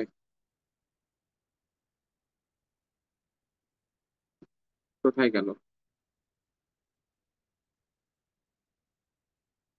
এই তানবিন যুক্ত করে পড়া, তারপরে তাজদিদ, গুন্নার উচ্চারণ, ঠিক আছে, মোটা চিকন করে পড়া, এরপরে মিম সাকিন, মাদ এবং নুন সাকিন, তানবিন, এই নিয়মগুলো আমরা ইনশাল্লাহ ধারাবাহিকভাবে আনবো। এবং এরপরে আমরা ইনশাল্লাহ সূরা ফাতিহা থেকে নিয়ে শুরু করে নামাজে পঠিতব্য মোটামুটি 5 থেকে 7টা সূরা আমরা ইনশাল্লাহ অনুশীলন করবো এই কায়দা লেভেলেই। এরপরে আমরা নামাজের মধ্যে দরুদ পড়ি, তারপরে তাশাহুদ পড়ি, তারপরে দোয়া মাসুরা পড়ি, হ্যাঁ, তারপরে পড়ি আমরা হলো দোয়া কুনুত পড়ি, তারপরে জানাজার দোয়া পড়ি। হ্যাঁ, এই দোয়াগুলো আমরা ইনশাল্লাহ চর্চা করব। তারপরে 4 নাম্বার হচ্ছে এই আমরা মুনাজাতে যে দোয়াগুলো করি, এগুলো আমরা ইনশাল্লাহ চর্চা করব এই তাজবিদ অংশেই। 5 নাম্বারে হচ্ছে আমরা ইনশাল্লাহ এই আমাদের সকাল সন্ধ্যার তাসবিহাত যেগুলো, এটাকে বা জিকির, সকাল সন্ধ্যার তাসবিহাত বা জিকির, এইগুলো ইনশাল্লাহ আমরা আহ, এই তাসবিদ লেভেলে ইনশাল্লাহ শেষ করব। তারপরে আমরা ইনশাল্লাহ 30তম পারা, মানে দ্বিতীয় লেভেল যেটা আমাদের নাজেরা লেভেল, সেই লেভেলে আমরা ফ্লুয়েন্সি অর্জনের জন্য আমরা 30তম পারা এবং সূরা ইয়াসিন, আরো কিছু আমলি সূরার ইনশাল্লাহ মস্ক করার চেষ্টা করব। ঠিক আছে? এ হলো আমাদের পুরো কোর্সের, আমি আপনাদের সামনে কোর্স মডিউলটা উপস্থাপন করলাম ইনশাআল্লাহ। আর এই হলো মূল আলোচনা শেষ আমার। ঠিক আছে? এখন একটা নিউজ আপনাদেরকে আমি দেব, যেটা আপনাদের কাছে একটু মানে অস্বাভাবিক লাগতে পারে, কিন্তু এটা দিতে হবে, আমাকে কিছু করার নেই। সেটা হচ্ছে, আমি আগে পিডিএফটা ওপেন করি একটু। আচ্ছা, সেটা হচ্ছে আমাদের তো ক্লাস শুরু হওয়ার কথা, ধরেন আজকে থেকে, এটা উদ্বোধনী ক্লাস আজকে। তো নর্মালি আমরা অন্তত 25 জন একটা করে ব্যাচে রাখার চেষ্টা করি তিলাওয়াত কোর্সের। তো আমাদের পুরুষদের দুটো ব্যাচ, M1 M2। M1 হচ্ছে শনি সোম বুধবার রাত 10টা থেকে 11টা, আর M2 হচ্ছে রবি মঙ্গল বৃহস্পতিবার রাত 9টা থেকে 10টা। একইভাবে নারীদেরও F1 F2 একই এরকম সময়ে। তো পুরুষদের গ্রুপে পুরুষ শিক্ষক ক্লাস নেবেন ইনশাআল্লাহ, আর নারীদের গ্রুপে নারী শিক্ষিকাগণ ক্লাস নেবেন। তো আমি কিন্তু ক্লাস নেব না আপনাদের, আমি জাস্ট উদ্বোধনী ক্লাসে থাকি এবং পিডিএফ রেডি করে দিই, সবকিছু করি। আর আপনাদের, আমার আগে যিনি কথা বললেন উনি হলেন আমাদের একাডেমির ব্যবস্থাপনা জিম্মাদার। ঠিক আছে? আমি প্রতিষ্ঠাতা পরিচালক। তো উনি আমাদের আপনাদের সাথে সামনের ওনার সাথে আপনাদের সম্পর্ক থাকবে। উনি শিক্ষার্থী এবং শিক্ষকদের মাঝে সমন্বয় করেন। বিভিন্ন ঝামেলা যেগুলো হয় ক্লাস রিলেটেড, যেগুলো স্টুডেন্ট গ্রুপে সমস্যা আসে সেগুলো উনি সমাধান করেন, নোটিশ দেন। এরপরে বেতন রিলেটেড বিষয়গুলো উনি আপনাদের সাথে ডিল করবেন। তো ওনার সাথে আপনাদের যোগাযোগ অব্যাহত থাকবে ইনশাল্লাহ। আর মেইনলি আপনাদের ক্লাস নেবেন আমাদের আপনাদের গ্রুপের জন্য যাদেরকে আমরা দায়িত্বশীল করব, তারা ইনশাল্লাহ ক্লাস নেবেন। এবং আমাদের প্রত্যেক যে শিক্ষক যারা তিলাওয়াত কোর্সের জিম্মাদার হিসেবে আছেন, পুরুষ যিনি আছেন উনি একজন মাওলানা এবং মুফতি প্লাস হাফেজ এবং হুফাজ, বাংলাদেশের যে কুরআন তিলাওয়াতের বিশুদ্ধ তিলাওয়াতের যে মানদণ্ড যারা নির্ধারণ করে, হুফাজুল কোরআন ফাউন্ডেশন, তাদের ওখানে কোর্স করেছেন এবং সার্টিফিকেট প্রাপ্ত হুফাজের সার্টিফিকেটধারী আলিমেদিন হাফিজ, তিনি ইনশাল্লাহ পুরুষ গ্রুপের ক্লাস নেবেন। আর নারীদের গ্রুপের ক্লাস নেবেন আমাদের আমাদের আমাদের একজন আলিমা ম্যাডাম, ওস্তাদা আয়েশা ঐশী ম্যাডাম, উনি ইনশাল্লাহ আপনাদের ক্লাস নেবেন। উনি আমাদের তর্জমা কোর্সেরও জিম্মাদারিতে আছেন এবং তিলাওয়াত কোর্সও উনি করাবেন ইনশাল্লাহ। তো দুটো ব্যাচ, নারীদের একই শিক্ষিকা গ্রহণ করবেন তিলাওয়াতের, এবং পুরুষ দুটো ব্যাচ একই শিক্ষক গ্রহণ করবেন পৃথক পৃথক সময় ইনশাল্লাহ। তো আমাদের 25 জন করে হলে 100 জন শিক্ষার্থী দরকার হয় আর কি, 4টা গ্রুপ মিলে। কিন্তু একটা দুর্ভাগ্যজনক ব্যাপার, সেটা হলো গত মাসের আমরা 10-15 তারিখের দিকে প্রচারণা শুরু করতে গিয়ে 10 তারিখ থেকে আমাদের প্রচারণা শুরু হয়, যাতে আমরা ওই মাসের শেষের দিকে বা পরের মাসের শুরু 1 তারিখের মধ্যেই ক্লাস শুরু করতে পারি। কিন্তু এই মাসে সমস্যা হয়েছে, আমরা যখন ক্লাস শুরু করতে গিয়েছি তখন দেখেছি আমাদের ল্যান্ডিং পেজে সমস্যা দেখা দিয়েছে। এটা সমস্যার সমাধান করা হলো নতুন ভাবে আমরা বিভিন্ন জানেন আপনার হোস্টিং সার্ভিস সেগুলো নিতে হয়। একটা সময় গেল ওয়েবসাইটকে পুরোপুরি আহ, মানে স্থান পরিবর্তন করতে গিয়ে 3-4 দিন সময় ওখানে ব্যয় হয়েছে, আরো বিভিন্ন ভাবে এই সমস্যার কারণে, আবার পিক্সেল সেটআপের সমস্যা। এরপরে আমাদের ক্যাম্পেইন যখন আমরা চালালাম সবকিছু শেষে, তখন গিয়ে দেখা গেল যে ক্যাম্পেইনে ভালো রেজাল্ট আমরা পাচ্ছি না, অনেক টাকা খরচ হচ্ছে ডেইলি, কিন্তু আমাদের কাঙ্ক্ষিত রেজাল্ট নেই। আপনারা জেনে অবাক হবেন, আমরা তো ফি নিয়েছি 1,000 টাকা করে আপনাদের কাছে। এটা অনেকে ভাবছেন যে বেশি হয়ে গিয়েছে। আমাদের এই আপনাদের যেই কজন শিক্ষার্থী আপনারা আছেন, অ্যারাউন্ড 50 জন হবেন। তো আপনাদেরকে পেতে আমাদের অলরেডি 85,000 টাকা খরচ করে ফেলেছি আমরা। ঠিক আছে, এটা শুরুর দিকে কিছু বেশ কিছুদিন সমস্যা হওয়ার কারণে আমরা পরে অ্যাড অফ করে দিই, ক্যাম্পেইন চালানো অফ করে দিই, প্রচারণা অফ করে দিই, এরপরে আবার শেষের দিকে চালু করি। যার কারণে আমরা 20 দিন যদি লাগাতার প্রচারণা চালাতে পারতাম, আমাদের 100 জন শিক্ষার্থী হয়ে যেত। ঠিক আছে, কিন্তু সমস্যা বিভিন্ন ওয়েবসাইট বা campaign related, Facebook related problem থাকার কারণে আমরা ক্যাম্পেইনটা সঠিকভাবে চালাতে পারিনি। প্রচুর খরচ করার পরেও কাঙ্ক্ষিত শিক্ষার্থী আমরা পাইনি আর কি।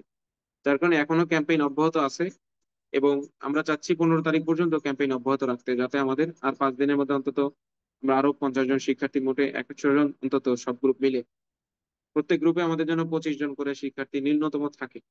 হ্যাঁ, এটা নিয়ে আমরা শুরু করতে চাচ্ছি। এই জন্য আপনাদের কাছে একটা অনুরোধ, যে আপনারা কিছু মনে করবেন না, আমরা আজকে উদ্বোধনী ক্লাস করলাম। আহ, তো এটা রেকর্ড থেকে গেছে, যারা উদ্বোধনী ক্লাসে কোনো কারণে থাকতে পারবেন না, যেমন যারা পরে আসবেন আগামীকালকে ভর্তি হবেন, তারা তো থাকতে পারবেন না, তো তাদেরকে আমরা রেকর্ডটা দিয়ে দেবো। যারা আজকে আছেন আলহামদুলিল্লাহ, তো আপনাদের ক্লাস আগামী আহ, যারা শনি সোম বুধবারের গ্রুপে আছেন, তাদের সম্ভবত ক্লাস হবে আগামী বুধবার থেকে, বুধ সরি হ্যাঁ বুধবার থেকে। আর যারা রবি ও বৃহস্পতিবার, তাদের ক্লাস শুরু হবে আগামী বৃহস্পতিবার থেকে ইনশাল্লাহ। ঠিক আছে, এই সময়টুকু আর 2-4 দিন সময় আমাদেরকে দিবেন। আমরা ইনশাল্লাহ 2-4 দিনের মধ্যে আমাদের শিক্ষার্থীর কোটাটা পূর্ণ করে নেব, নিয়ে আমরা ইনশাল্লাহ ক্লাস শুরু করে দেব। ঠিক আছে, এখন আমি মৌলিকভাবে জরুরি কথাগুলো বলে দিয়েছি। লাস্ট একটা বিষয়, আপনারা আপনাদের করণীয় কি?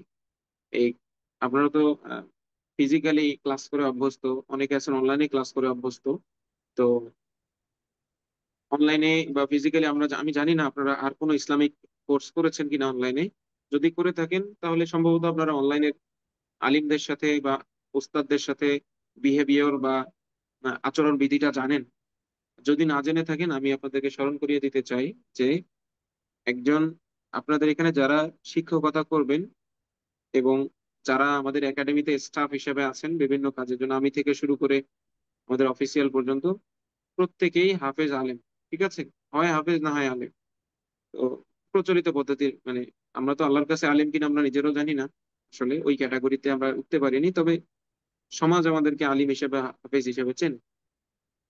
তো বিশেষভাবে খেয়াল রাখবেন যেন তাদের বিশেষ করে একটা হলো আপনার ওস্তাদ হিসাবে বা ওস্তাজা হিসাবে, 2 নাম্বার হচ্ছে তারা সমাজের চোখে আলেম বা হাফেজ হিসাবে প্রতিষ্ঠিত, যার কারণে তাদের আদবটা যেন আপনাদের কোনোভাবেই আদব নষ্ট না করে। ঠিক আছে? যেমন কোনো কারণে ক্লাস হলো না, বা কোনো কারণে ক্লাসে ওস্তাদ দেরি করে আসলেন, বা ক্লাস কেটে গেল, হ্যাঁ, ইত্যাদি বিভিন্ন সমস্যা হতে পারে। পিডিএফ দিতে দেরি হয়ে গেল, ক্লাসে রেকর্ড দিতে দেরি হয়ে গেল। এখন আপনারা ওখানে আদবকে বিদায় দিয়ে আপনারা এমন ভাষা চয়ন করলেন যেটা সবকিছুর খেলাফ হয়ে যায়। এটা করা যাবে না। তারপর লাইভ ক্লাসের সময় থেকে শুরু করে প্রশ্নোত্তর পর্বর সময় থেকে শুরু করে আচরণ বিধিটা আপনারা নিয়ন্ত্রণ করবেন। কারণ এখানে যারা আছেন আপনাদের ওস্তাদ, এবং প্রত্যেকেই প্রতিষ্ঠিত আলেমে দ্বীন কিংবা হাফেজে কোরআন। ঠিক আছে? এটা একটা বিষয়। 2 নাম্বার বিষয় হচ্ছে কোরআন তিলাওয়াত শেখা। এটা খালেস ইলমে দ্বীনের অন্তর্ভুক্ত, পূর্ণাঙ্গ মানে খাঁটি ইলমে দ্বীন যাকে বলে আর কি, এটার অন্তর্ভুক্ত কোরআন তিলাওয়াত শেখা। ঠিক আছে? তো 1 নাম্বার পয়েন্ট কি আমি বললাম? আদব রক্ষা করা। আদব রক্ষা করা আমাদের করণীয়। 2 নাম্বার হচ্ছে আমরা যেহেতু খাঁটি ইলমে দ্বীন চর্চা করছি, আমাদেরকে গুনাহ থেকে বাঁচতে হবে। যদি আমরা গুনাহ থেকে না বাঁচি, সব ধরনের গুনাহ, বিশেষ করে চোখ এবং কানের গুনাহ, জবানের গুনাহ, এই গুনাহগুলো থেকে আমাদেরকে বাঁচতে হবে। আচ্ছা, 3 নাম্বার হচ্ছে আমাদের রুজি বৈধ রুজি হতে হবে, হালাল হতে হবে। আমি যা কিছু খাবো এবং পরবো, এগুলো হালাল রাখবো আমরা। ঠিক আছে? এবং এই শিক্ষার পিছনে যা ব্যয় করব, ব্যয় এটা আমরা হালাল রাখবো। ঠিক আছে? না হলে কিন্তু আমাদের এলমে দিন এই অর্জন হবে না। হতে পারে আপনি কোর্স শেষ করে ফেলবেন, কিন্তু আল্লাহ পাক আপনার ভুলাই দিবেন আপনাকে আবার।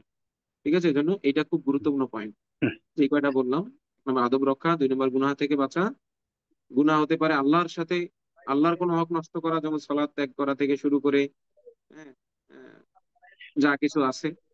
এবং বান্দার সাথে সম্পৃক্ত গুনাহ থাকতে পারে, যেমন কাউকে কষ্ট দেওয়া, গালি দেওয়া, হ্যাঁ, অন্যায়ভাবে কারো সম্পদ লুণ্ঠন করা। এই গুনাহ থেকে আমরা বাঁচবো। শুধু এখন না, মানে এই কোর্স করছি এজন্য না, সারা জীবনই বেঁচে থাকা দরকার। ঠিক আছে?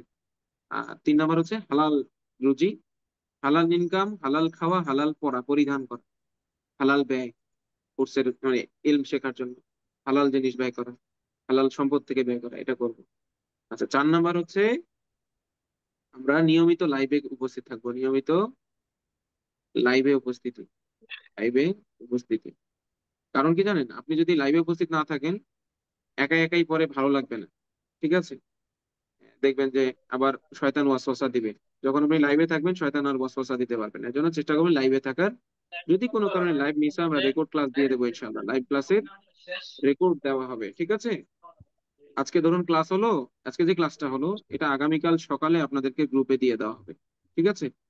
তো যারা কোনো কারণে লাইভে উপস্থিত থাকতে পারবে না, তারা রেকর্ড দেখে চর্চা করে নেবেন। ঠিক আছে? আচ্ছা। আচ্ছা, 5 নাম্বার হচ্ছে, আচ্ছা আরেকটা বিষয় গুরুত্বপূর্ণ বলে নিই এখনই। অনেকেই এখানে আছেন যারা আলহামদুলিল্লাহ ভর্তি হয়েছেন ফি পরিশোধ করে।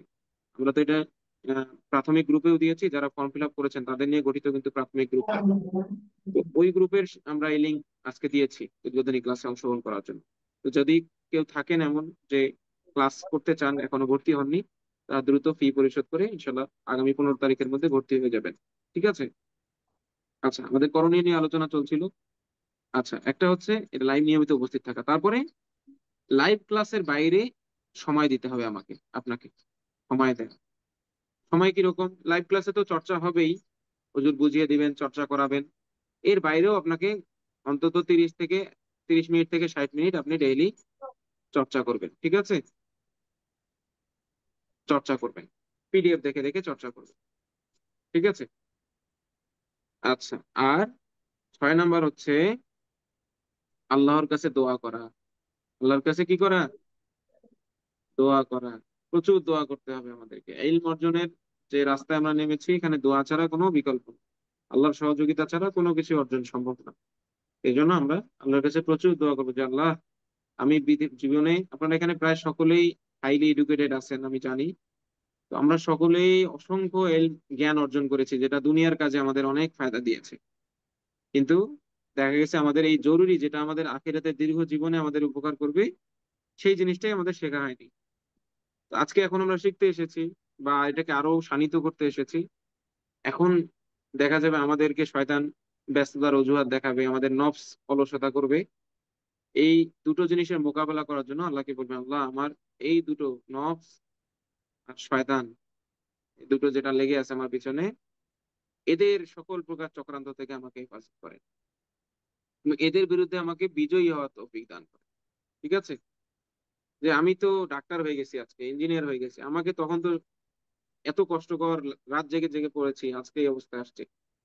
সেখানে তো আমি কষ্ট করছি, আজকে কেন কষ্ট করব না, যেটা আমার আখিরাতের অনন্তকালের জীবনের জন্য কাজে লাগে। হ্যাঁ। এবং আপনার কালাম যেটা আপনি নবীজির মাধ্যমে আমাদের কাছে পৌঁছেছেন সাল্লাল্লাহু আলাইহি ওয়াসাল্লাম, আমাকে একটু এই তৌফিকটা দেন যেন আমি আপনার কালামটা বিশুদ্ধভাবে পড়ে আপনাকে শোনাতে পারি। আল্লাহ তাআলা তো শোনেন, আল্লাহ পাকের বান্দারা যখন তার কালাম পড়েন, তিলাওয়াত করেন, তখন আল্লাহ তাআলা শুনেন। আল্লাহ তাআলা সবকিছুই শোনেন। তো আপনি আল্লাহকে আরো তার কালামটা আরো সুন্দরভাবে বিশুদ্ধভাবে সুরের সাথে তিলাওয়াত করে শোনাবেন। এর চেয়ে আসলে জীবনের আর বড় কোনো চাওয়া কারো থাকার কথা না।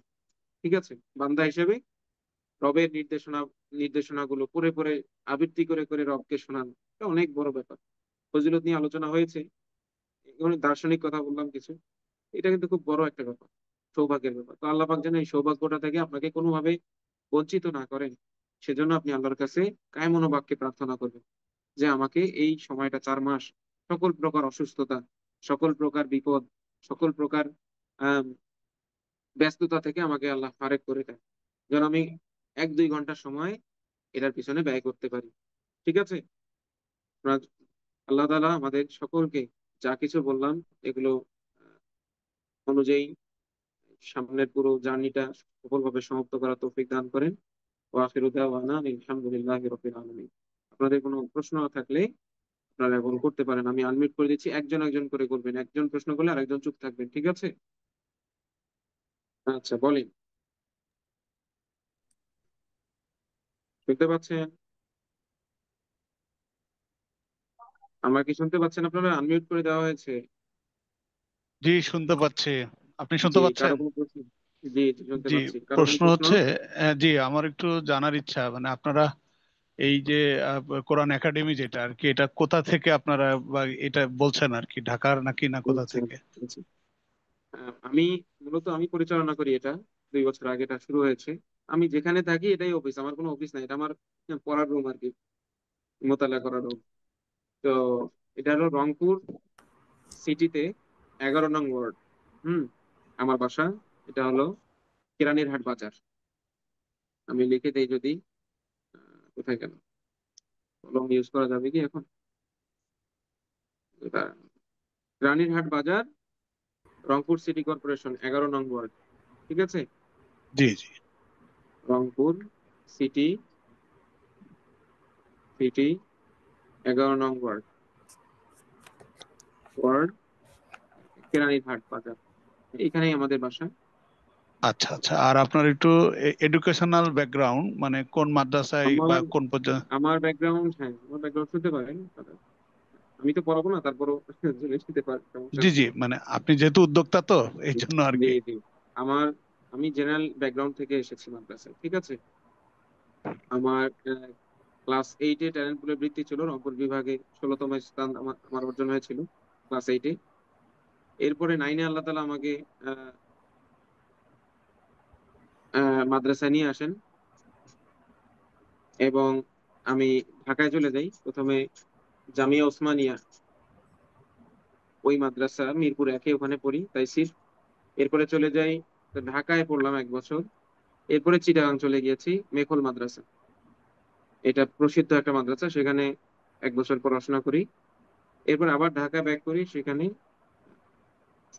মাদ্রাসা আপনারা সবাই চিনবেন, মাদ্রাসাতুল মদিনা, মাদ্রাসাতুল মদিনা, আহ, মদিনা, সেখানে প্রথম বর্ষ পড়ি কিছু বছর, কিছু সময়, তারপরে এটা থাকতে পারিনি, আমি চলে আসছি ওখান থেকে।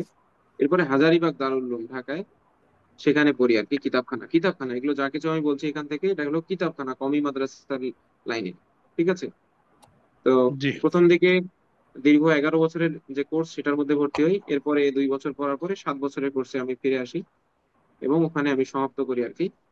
আমার পড়াশোনা শেষ হয়েছে ফরিদপুরে, ইসলামিক শরিয়া রিসার্চ সেন্টার। আমি মূলত দাওরা হাদিসের বছর 21 সালে দাওরা দিই, করোনার যে বছর শেষ হয়।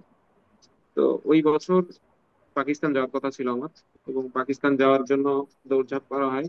তো আমি ওই প্রতিষ্ঠান থেকে ইনভাইটেশনও পেয়েছিলাম, মাহাদুল ফকির পাকিস্তান, জং, ওখান থেকে।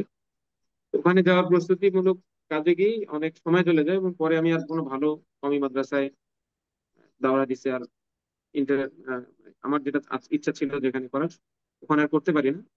পরে আমার পরিচিত এক ওস্তাদের মাধ্যমে আমি ফরিদপুরে চলে যাই, ফরিদপুর ইসলামিক শরিয়া রিসার্চ সেন্টারে, ওখানে দাওরা হাদিস দিই, দাওরা হাদিস পড়ি আর কি। আর এই হলো আমার কমি ব্যাকগ্রাউন্ডের পড়াশোনা। জেনারেল ব্যাকগ্রাউন্ডে এখন আমি 4th বর্ষে আছি, অনার্স করছি আর কি, ইয়াতে আপনার কুরআন অ্যান্ড ইসলামিক স্টাডিজ, ইসলামী আরবি বিশ্ববিদ্যালয় এখানে, ঠিক আছে। 4th জি। বর্ষে আছি, পরীক্ষা হবে আমাদের সামনে সম্ভবত, এই আর কি ব্যবস্থা। আর আমি আরো পড়াশোনা করব, একাডেমিতে প্রতিষ্ঠা হয়ে গিয়েছে আমার আচ্ছা, কর্মজীবনের ব্যাকগ্রাউন্ড শুনতে পারেন। আমি দুটো মাদ্রাসায় খেদমত করেছি এ পর্যন্ত। তো সর্বশেষ আমাদের রংপুরেই, আমার বাসার পাশেই শরীফিয়া দারুল উলুম, এখানে মাদানী নেসাব কিতাবখানা আর কি, এখানের জিম্মাদার হিসেবে এই শাখাটা আমার মাধ্যমেই খোলে ওই প্রতিষ্ঠানে। 2 বছর আমি খেদমত করি আর কি। তারপরে আলহামদুলিল্লাহ। একাডেমি হওয়ার পরে আহ, এখানে ব্যস্ততা বেড়ে যাওয়ার কারণে আমি এই প্রতিষ্ঠানটা ছেড়ে দিই। ছেড়ে দিয়ে দিনে 2 ভাগ করে নিই, 1 ভাগ আমি নিজের পড়াশোনা করি, আর 1 ভাগ একাডেমির কাজ করি, ঠিক আছে। এবং আমার একটা বদ অভ্যাস, আমি প্রচলিত কোনো বই বা প্রচলিত কোনো ব্যবস্থার উপর সন্তুষ্ট হতে পারি না। আমার একটা নিজস্ব ওভারভিউ থাকে, দর্শন থাকে। তো ওই দর্শনের আলোকে আমি নতুন ভাবে পিডিএফ এবং কোর্সের বিষয় মেটারিয়াল সাজিয়েছি আর কি, ঠিক আছে। এজন্য আমাদের কোর্সের সংখ্যা বাড়ে নাই, আমি এককভাবেই সবকিছু করার চেষ্টা করি এবং খুব প্রিসাইসলি করারই চেষ্টা করি। যার কারণে কোর্সের পরিমাণ অনেক কম। আমাদের 2টো কোর্স, এর আগে আমরা পূর্ণাঙ্গ সালাত শিক্ষা কোর্স করিয়েছি আর কি। তো এই আর কি। দোয়া করবেন, আমি এই 2-1 মাসের মধ্যেই পাকিস্তান যাব আর কি। ওখানে জামিয়া, বললাম কোথায়, জামিয়া মাহাদুল ফকির, ওই প্রতিষ্ঠানে আর কি দাওরা হাদিস করবো আবারও, এবং পাকিস্তানে ইফতা করার নিয়ত আছে আর কি। তো আরো 2-3 বছরের জন্য আমি আবার পড়াশোনা লাইনে চলে যাবো আর কি। একাডেমির মধ্যে চলবে, পরিচালনা কাজটাতে সম্ভবত সামনে আর বেশি সময় দিতে হবে না আমাকে। আমাদের ব্যবস্থাপনা জিম্মাদার উনি অনেক বেশি এখন প্রিসাইসলি কাজ করেন। তো ওনারা আছেন, আরো অফিসিয়াল আছেন, আমরা এখন মোটামুটি 14-15 জন স্টাফ আছি পুরো একাডেমিতে, আলহামদুলিল্লাহ। তো একাডেমির মধ্যেই চলবে। আমি দেখা যাবে উদ্বোধনী ক্লাসগুলোতে এসে আধা ঘন্টা আলোচনা করে চলে যাব, এই আর কি। আর পিডিএফ গুলো যেটা লিখতে হয় বা লেখা আছে সেগুলো একটু আপডেট করতে থাকবো আর কি। নতুন নতুন কোর্স লঞ্চ করার ফিকির করবো, এই আর কি। জি, মোটামুটি। আর আমার আলহামদুলিল্লাহ। বৈবাহিক জীবন হলো, আমার এক মেয়ে আছে, সাবিহা ওর নাম, 2 বছর বয়স, ঠিক আছে। বিয়ে করেছি আমি 21 সালে, এই আর কি, বিবাহিত।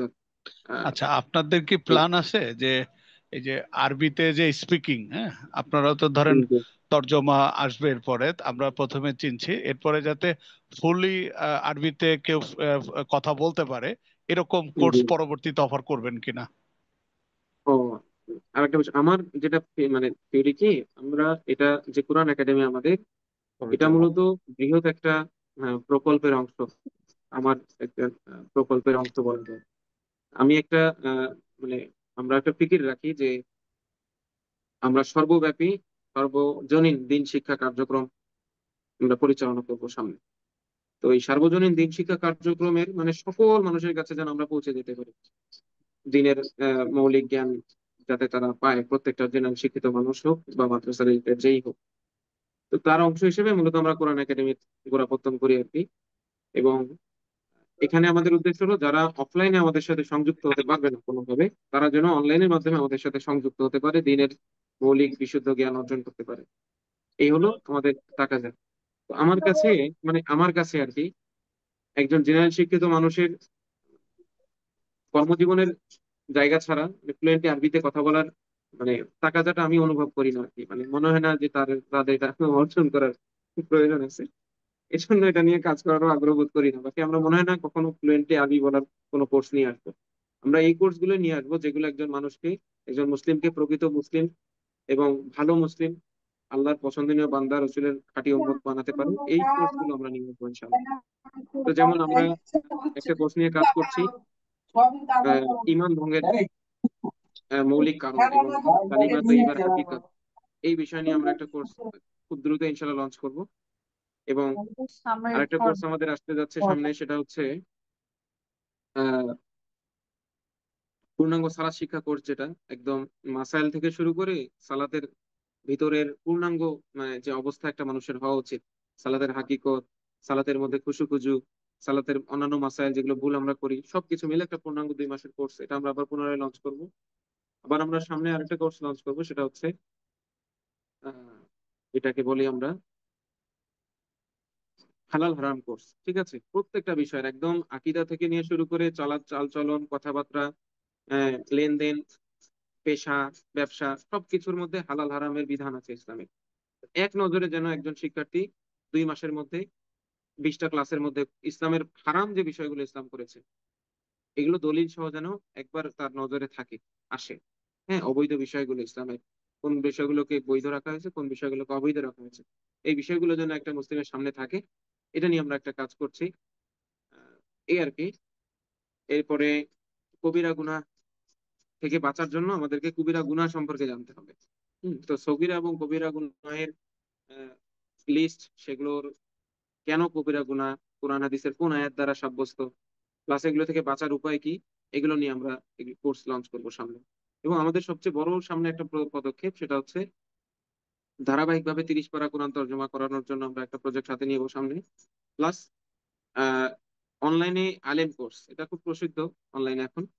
তো প্রচলিত যে আলেম কোর্স গুলো, এটা হলো মাদ্রাসার যে 8-10 বছরের পড়াশোনা, ওটাকে সংক্ষিপ্ত করে একটা মানে আমার কাছে ভালো লাগনি, মানে বানাই দিচ্ছে একটা যে পড়েন এখন। এখানে যেখানে একটা শিক্ষার্থী সারা দিন রাত দিয়ে 7 বছরেও কষ্ট করে কভার করতে পারে না, সেখানে ওই সেম সিলেবাস অল্প কিছু বই বাদ দিয়ে মাত্র 1-2 ঘন্টার ক্লাস করে আর 1-2 ঘন্টা পড়ে আয়ত্ত করা আসলেই কষ্টকর। সেটার মধ্যে পূর্ণাঙ্গ একটা চেঞ্জ আসা দরকার।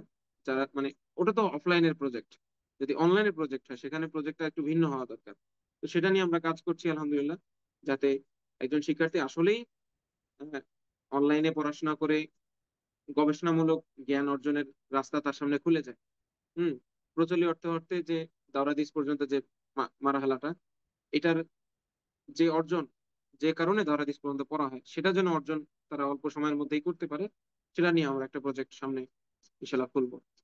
আর আমাদের একটা সবচেয়ে বড় আয়োজন, সেটা হচ্ছে আমরা ফিমেল তালিম সেন্টার নামে একটা প্রোগ্রাম পরিচালনা করি, শুরু করেছি বেশ মাসখানেক হলো। নারী শিক্ষার্থীদের মানে নারীদের এলাকা ভিত্তিক নারী যারা আছেন তাদের আমরা তালিম সেন্টার প্রতিষ্ঠা করে দিচ্ছি, যাতে করে এলাকার নারীরা 8-10 জন 20 জন নারী একসাথে হন। এবং প্রচলিত তো তালিম সেন্টার অনেক আছে যেখানে ইয়া হয়, মানে ফাজাইলে আমল, ফাজাইলে সাদাকাত, এগুলো থেকে তালিম হয় এবং সাধারণ জেনারেল শিক্ষিত মানুষরাই সেগুলো তালিম করে। কিন্তু আমরা একটা সিস্টেম আনতেছি, অলরেডি আমরা এটা ইন্ট্রোডিউস করছি মানুষের কাছে। ফিমেল তালিম সেন্টার নামে এলাকা ভিত্তিক হবে এবং সেখানে একজন করে মুআল্লিমা থাকবেন। হ্যাঁ, কোনো বাড়ি বা কোনো স্থান নির্ধারণ করা হবে এবং সেখানে সপ্তাহে 3 দিন নারীদেরকে সেখানে তাফসিরের তালিম হবে, হাদিসের তালিম হবে, মাসালা মাসাইলের তালিম হবে। হ্যাঁ, তারপরে সিরাতের তালিম হবে, কোরআনের মশক এবং বিশুদ্ধ কোরআন তেলাওয়াত শেখার ব্যবস্থা থাকবে। প্লাস ওখানে দৈনিক ইসলাহি মাজলিস হবে, মানে ইসলাহি বয়ান হবে। তো এই বয়ানটা আপাতত আমি করছি।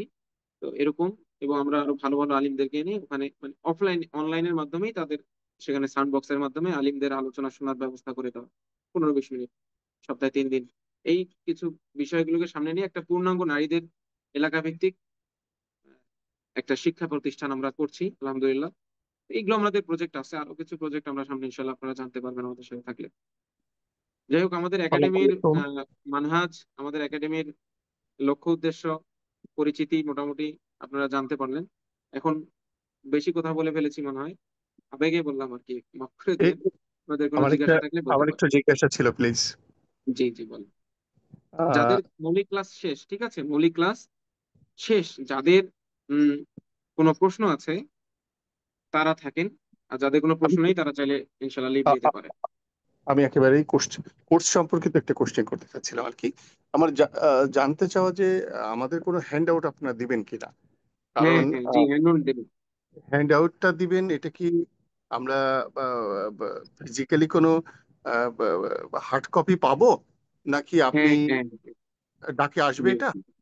জি আমি বলছি আপনাদেরকে সপ্তাহে প্রতিদিন তো ক্লাস হবে আপনাদের, সপ্তাহে 3 দিন। তো যেদিন ক্লাস হবে সেদিন ওই ক্লাসের পিডিএফটা আমরা আপনাদেরকে সকালবেলায় হোয়াটসঅ্যাপ গ্রুপে দিয়ে দেবো। আপনাদেরকে নিয়ে 3টা গ্রুপ হবে, প্রত্যেক গ্রুপের মানে আপনাদের 12তম M1 M2 F1 F2 এই যে গ্রুপগুলো আছে, এগুলো প্রত্যেকটা গ্রুপে 3টা হোয়াটসঅ্যাপ গ্রুপ থাকবে। একটা নোটিশ গ্রুপ, একটা স্টুডেন্ট গ্রুপ, আর একটা হচ্ছে ভিডিও পিডিএফ গ্রুপ।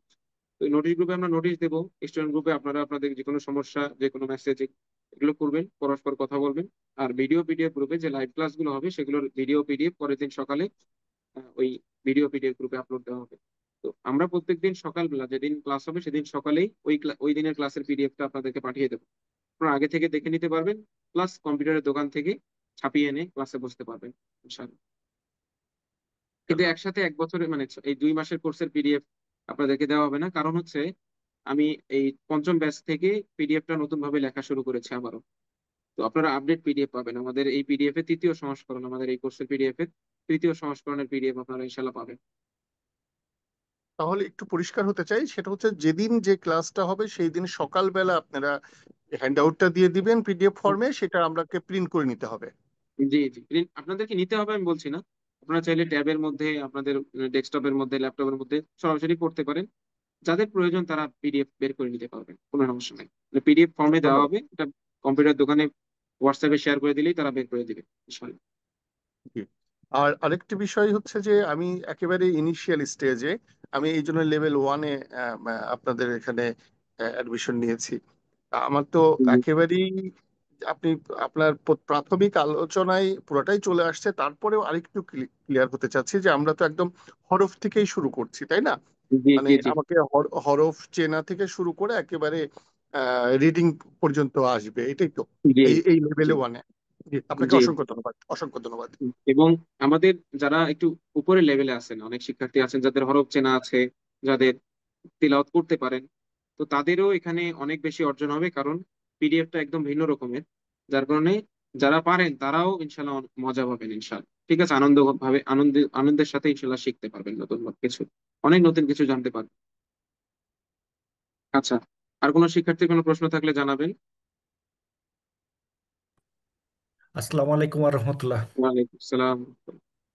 আমার কোশ্চেন হচ্ছে কি, বিভিন্ন মসজিদে যে নুরানি পদ্ধতিতে যে শেখানো হয় এবং আপনারা যে শেখাবেন এটা কি একই রকম?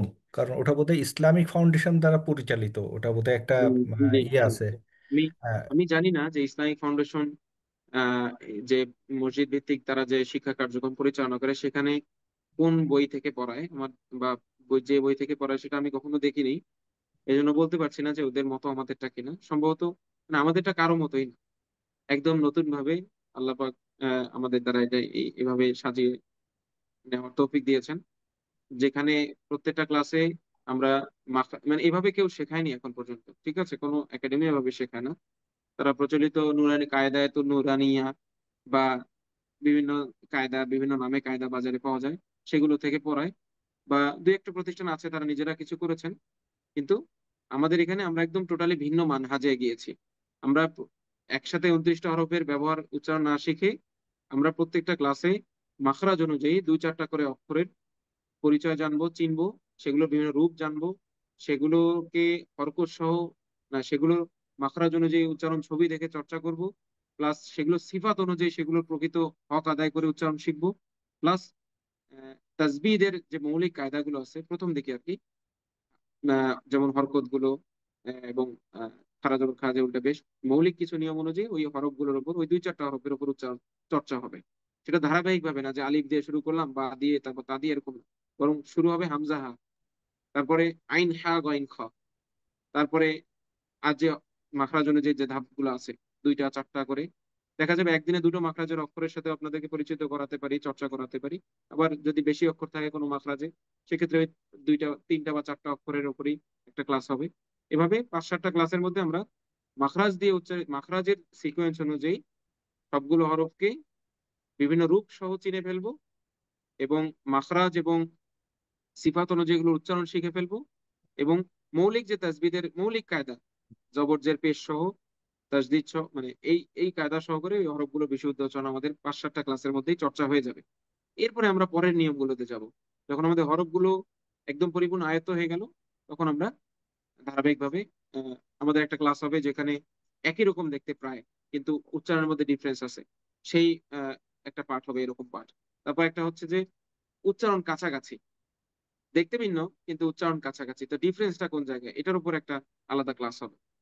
এরপরে আমরা চলে যাব অন্যান্য যে মাদের কায়দায়, তানবিনের কায়দায়, সরি, সাকিন, গুন্না, এই টাইপের কায়দাগুলোতে আমরা এক এক করে যাব, কলকলা।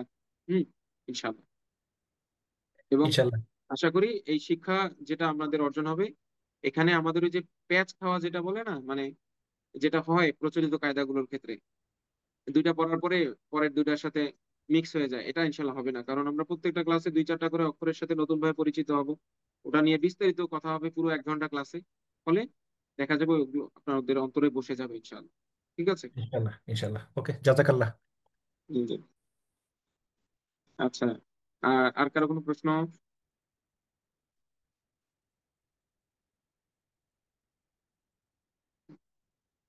আমি আনমিউট করে দিয়েছি সবাইকে, যদি কোনো প্রশ্ন না থাকে তাহলে ক্লাস শেষ করতে পারি আমরা।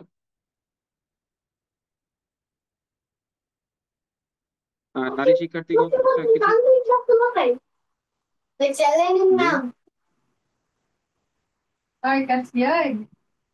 আচ্ছা, তাহলে মনে হয় ক্লাস শেষ করা যেতে পারে। আপনাদের এই ক্লাসের ভিডিওটা আলহামদুলিল্লাহ রেকর্ড করা হয়েছে, এবং এটা ইনশাল্লাহ গ্রুপে দিয়ে দেওয়া হবে। ঠিক আছে? আর ইনশাল্লাহ। ক্লাসের ক্লাস শুরুর জন্য নোটিশ ইত্যাদি সবকিছু আপনারা নোটিশ গ্রুপে পেয়ে যাবেন। ঠিক আছে?